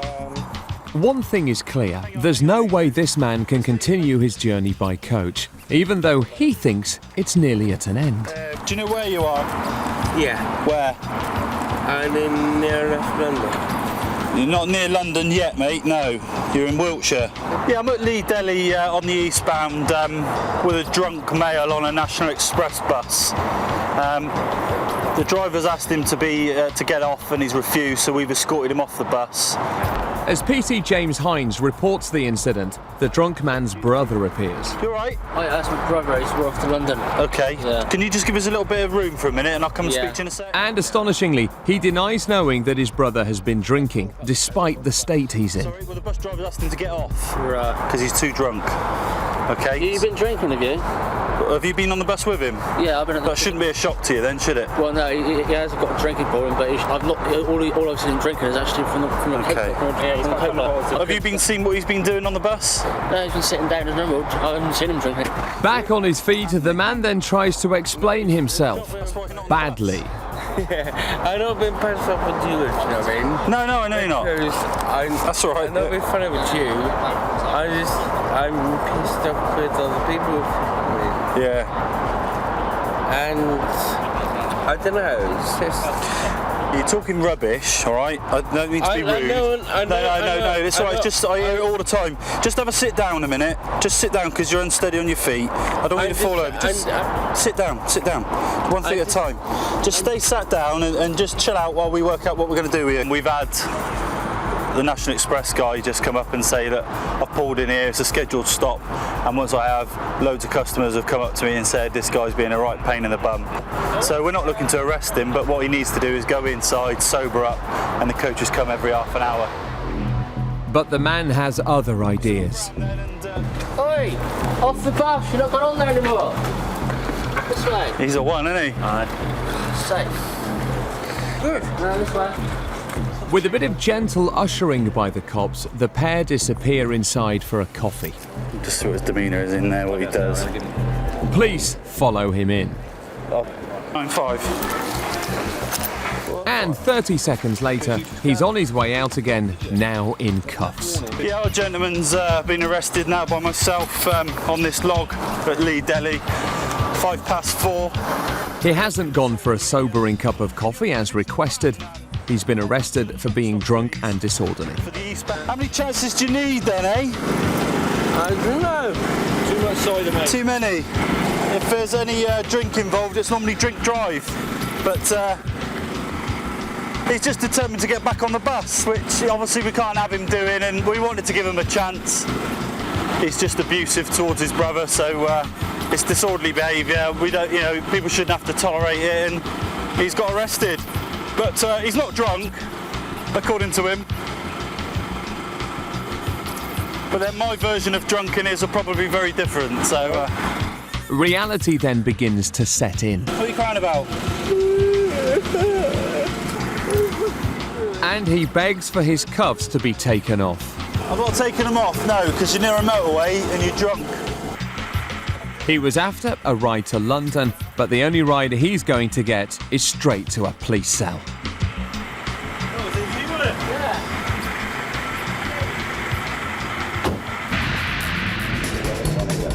Coming up, a runner gets run down by the cops. Might as well give up now. A domestic turns nasty. And officers disturb a young couple in a bush. It doesn't matter, it does, because I'll arrest you now.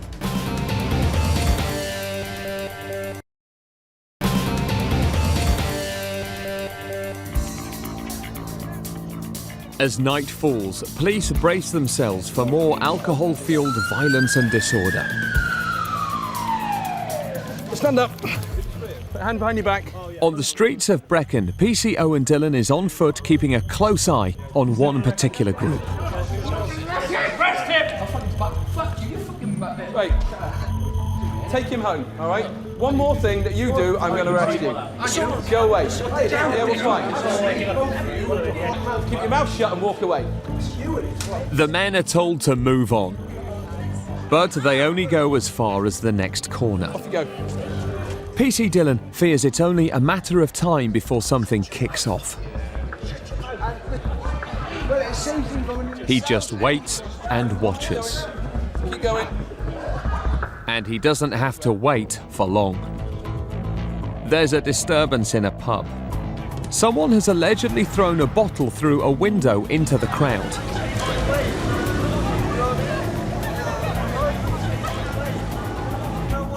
No, he started Come with me. no. Come with me and talk to me a bit.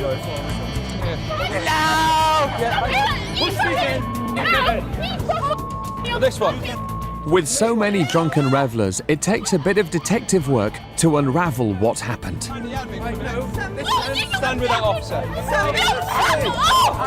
Did you see who threw the bottle, did it? Yeah, the young man with the blonde with the necklace. Just show me. Come point out which one it is. Okay, well, you've been identified by description. He's obviously pointing you out. You threw a bottle through a window at a member of the staff, right? All right. With the suspected bottle thrower in custody, it seems that this incident is over. Right, you, sling your hook. But PC Dillon's work is anything but. You need to go as well, all right? Okay? She's been involved in something inside as well, but let's get rid of it. Go home now. Don't stop there, go. Go. Go away. Don't tell me to go away. Once more, I'm going to arrest you. Oh, fucking arrest me then. Despite several warnings, the girl just won't keep her mouth shut. You're under arrest for being drunk and disorderly, right? I'm not fucking drunk. Well, you're under arrest for a public order offence then. All right? You can come with me. Right, you've been arrested for Section 5 Public Order Act. You don't have to say anything. It may harm your defence. Don't mention when questioned something which should later lie in court. Even in the back of the police car, she's insistent on making things worse for herself. I'll follow you back in a sec. Section 5, okay? Yeah, Delta 28 from Tango Mike 20. And the suspected bottle thrower will be thrown into a cell until police work out what's happened. David Powys Police. 60 miles away, Dyfed-Powys Police are faced with a very different incident. A panic-stricken woman has dialed 999, claiming her boyfriend has become violent. Rapid response teams know just how important it is to get to this one fast. We've had a report of a domestic ongoing at North Dock. Female's quite distressed, but... In the UK, nearly 200 women are killed every year in incidents of domestic violence. Within minutes, Tango Alpha 63 is in the area. Another unit has arrived just ahead of them and is tending to the girl. What number? The man has allegedly kicked her car and fled into a house across the road.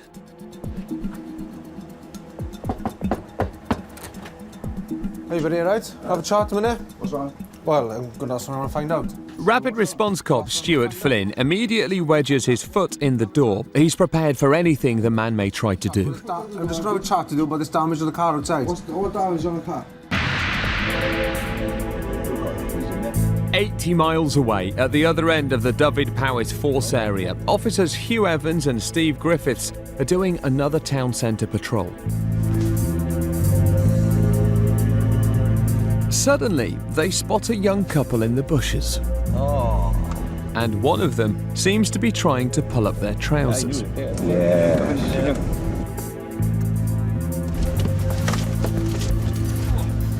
You're in the full view of everybody. I know that, but... Couldn't you have found a better place? What? Couldn't you have found a better place or what? Yeah. Huh? Yeah, of course, of course. The man doesn't seem to think he's doing anything wrong. It don't matter. It doesn't matter, it does, because I'll arrest you now for public indecency. Okay? While PC Evans is taking the man's particulars down, the woman is struggling to get hers back up. You need some decency, and you couldn't care what you're doing on the side of the road there? Could you? Yeah, I know. No, no, you couldn't, could you? Yeah, well, should have thought about that. Wouldn't it have been easier and better to have taken this young lady home and done whatever you're doing inside the house? Yeah? Did you hear me? Count yourself lucky that you're not coming in next this time. You're wrong. Of course you have. Now that he's calmed down, he begins to hear what PC Evans is saying. That isn't a place to do what you were doing, right? Yeah, all right. I should go back to mine. Have a bit of sense then. Yeah, I know about that. All right. Don't let me see you again tonight. Otherwise, you won't. You'll be a customer. You'll be a customer of ours in Haverford Police Station. Sorry, mate. Yeah. Ta-ra. With words of warning ringing in their ears, the loving couple walk off to their house to possibly finish whatever it was they started in the bushes. I could see it coming, could you? Yeah? Pardon the pun. Meanwhile, PC Flynn still has his foot in the suspect's front door. 86. Other officers are taking a statement from the girl. PC Flynn is just waiting for the nod to say they have enough evidence to arrest the man. There we go. I'm so happy that I wanted you to come here tonight. Well, you booked them in half on it. What do you want about it? The signal comes to make the arrest. All units brace themselves. Yeah? Okay, mate, you're under arrest. He's not going to come quietly. It's all over in an instant. PC Flynn's pepper spray has floored the man and choked everyone else. But not before the suspect threw a chair at officers. You're under arrest, fella, that's why. Step up, mind your head, sit down. We'll go back to Lethley Custody now and book him in. He's damaged the driver's door of that car there. He's also chucked the kitchen chair at me. He's full of gas at the minute, so we'll have to go back and sort that out as well. The suspect is taken back to the station, where he's still suffering from the effects of the pepper spray.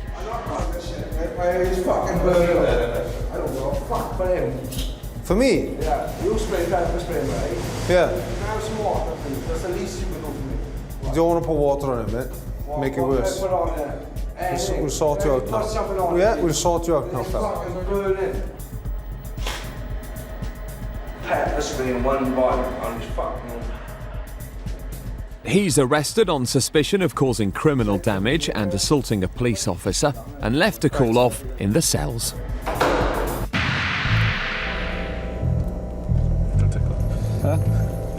No, it's just... In West Wales, the night shift is drawing to a close for officers Evans and Griffiths. Pubs kicked out long ago and most revellers have gone home. But PC Evans's attention is drawn to two youths still drinking in the street. All right. Had a good night. Just in the distance, I could see these two on the corner, and I said, just keep an eye on these two. We'll have a chat with them now. It's just sixth sense sometimes. You know we've got something, but you don't know what, like it. Who are you then? Have I seen you before then? You come down and clean it for me. And as I'm opening, go and open the door, off he goes.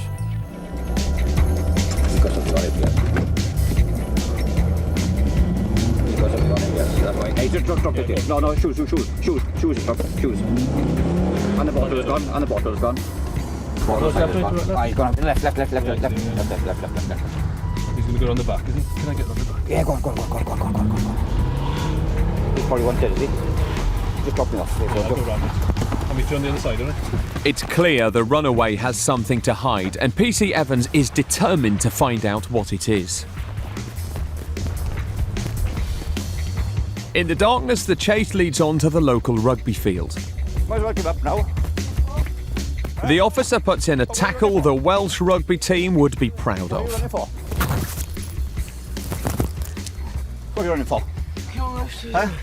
What are you running for? You're arresting me. What am I arresting you for? I don't know. What have you done wrong then? Nothing.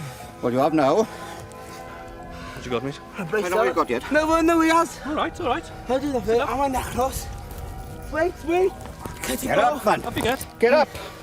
Can I take it off? Just leave them a minute. Evans immediately finds what looks like drugs in the man's What are pocket. you running away for? Because I'm in court, yeah? What do you want to do? No. What's this then? I weed. Bit of weed. Yeah. You're under arrest then. Look, it's wrong. But can my mate have his, can my mate have his thing back? Say again. No, well. Can you what? My necklace. The cops now have to lead the runaway all the way back to the police car. But having kicked off his shoes in the chase, he's finding it difficult to walk. Pick me up. What time? No, ring me tomorrow. As the cuffs go on, he starts kicking off again.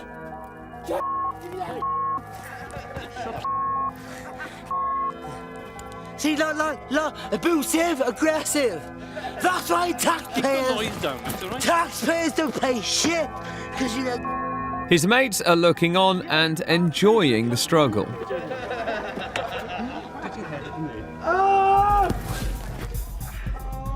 Hey, clear off, boys, all right? Just clear off. All right?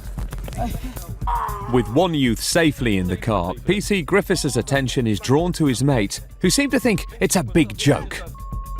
That's my brother there. Give me sandals! Can't you stop? Go on, Give me sandals! Did he have a sandals? Yeah, from 3-3. Can you show on to Charlie Hotel custody, please? There was one drunk and disorderly and possession of cannabis. Sort of people. Back at the station, the man has more revelations about his evening. How much you had to drink tonight, man? About 20 cans. 20 cans. Or more. I don't think it's just cans. No, drugs and all, yeah. About 20 pills. I sold half to get away. Lighter. Say about sold 10 pills. 3 quid each. As the young man tries to talk himself into possible further charges, officers decide a strip search is warranted to make sure he has no more drugs. Yeah, strip search done. Coming up, officers hunt for a hit-and-run driver. I saw him in bed last night. And cops respond to strange sightings on the motorway. Yeah, obviously what you've done is a little bit risky to say the least.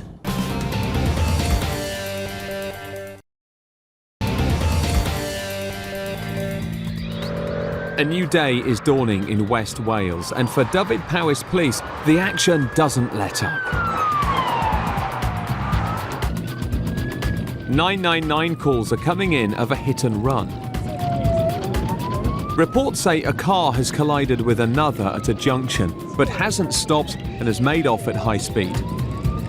Rapid response cops Larry Edwards and Paul Rees are on the hunt for the fleeing vehicle. The offending car has overtaken the two stationary vehicles and ploughed straight into the car that was pulling out of the junction and failed to stop. They've said at the scene that they believe that the driver was either drunk or under the influence of substances. It raises alarms if a vehicle has failed to stop. They've clearly got something to hide. They're either illegally driving or under the influence of drugs or alcohol. Out of control and possibly intoxicated, this driver is a danger on the roads and could cause more accidents. It's vital that Edwards and Rees find him soon. Yeah, we still think he's driving around, but we haven't seen him over in the dock recently. Obviously, he knows that we're on the look for him. Suddenly, a breakthrough. A police community support officer has spotted a car matching the description and damage parked on a local estate. I've checked this a couple of times now. It seems to be the car they are after. And it's registered to a house just down the road, so the officers make their way there to see if anyone's at home.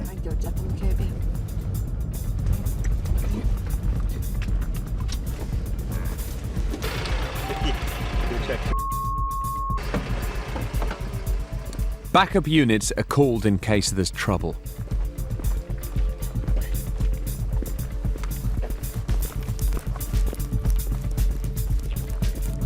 Officers find the front door is half open.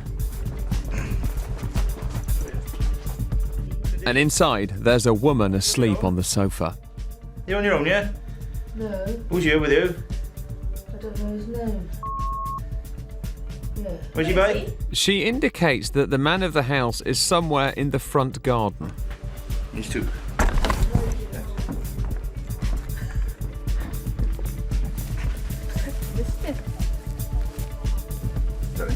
Hey, mate. Hiya. You okay? O'Leary. You're right. Been involved in that? The man doesn't seem to know what day it is. I think he was completely unaware of where he was and what he was doing. And I think he just went to sleep on the lawn and found himself a blanket and just curled under it. He still thought it was nighttime the day before. The man is arrested on suspicion of failing to stop at the scene of an accident. Which you were lying in court. Anything you do, say maybe giving evidence. I'm You understand that? I'm sure I went to bed last night. Okay. As he's led away, his friend calls out to the police. Hey, what's going on? What about me? She seems to want to go to the station too. No, I don't mind. But all is not what it seems for this couple.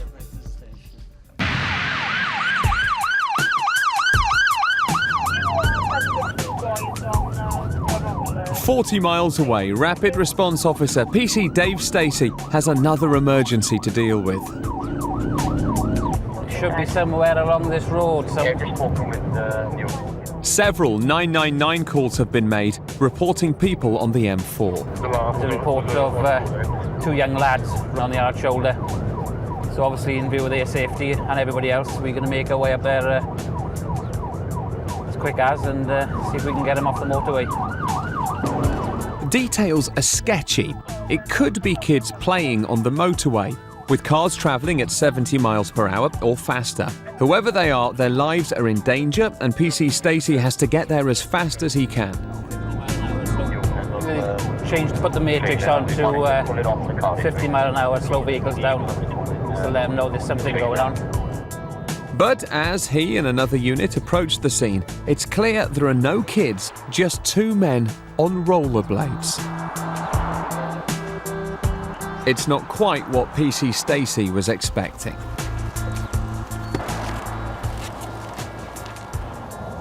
You're right, chaps.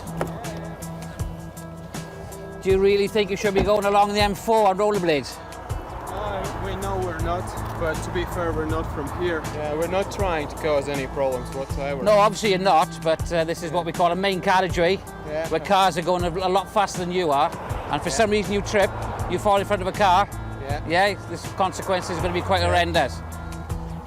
Have you got any idea with you boys? Are you... These men are a long way from home. They're from Latvia. They're contractors living over here in a hotel while they complete a building contract. Equipped with only their trusty rollerblades and without their usual lift home, the M4 seemed like the best option.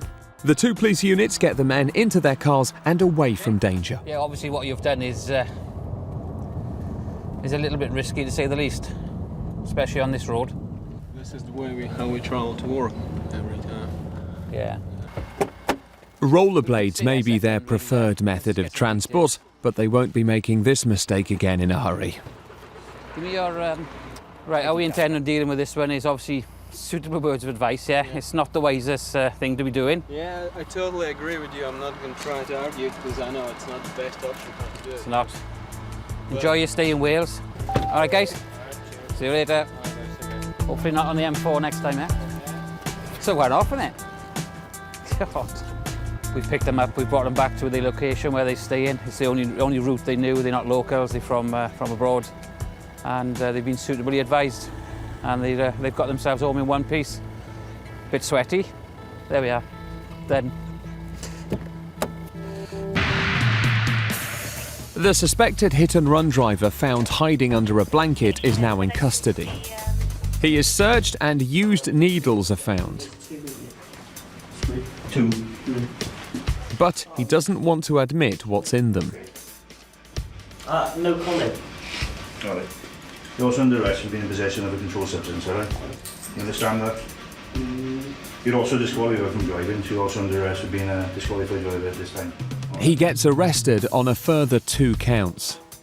It's a bad day for the suspect and it's about to get worse.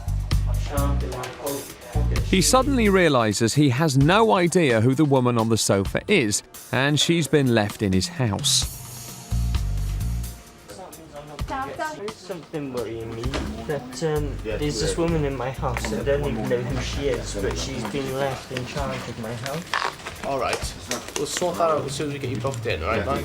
Yeah. We actually got an officer to go around to the house and get her out of the house, because as far as he was concerned, he never gave her permission to be in the house. He can't even remember speaking to her.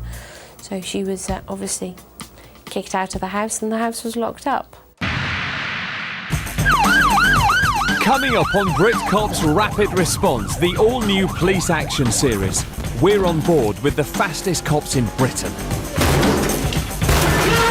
The elite squads fighting frontline crime. Get out! Get out! At breakneck speeds. We're with them as they pursue dangerous criminals, lunatic drivers, You got 110. and drunks on the road. Have you been drinking? And we watch them come down hard on violence and mayhem. Our cameras capture the action while these cops catch the criminals.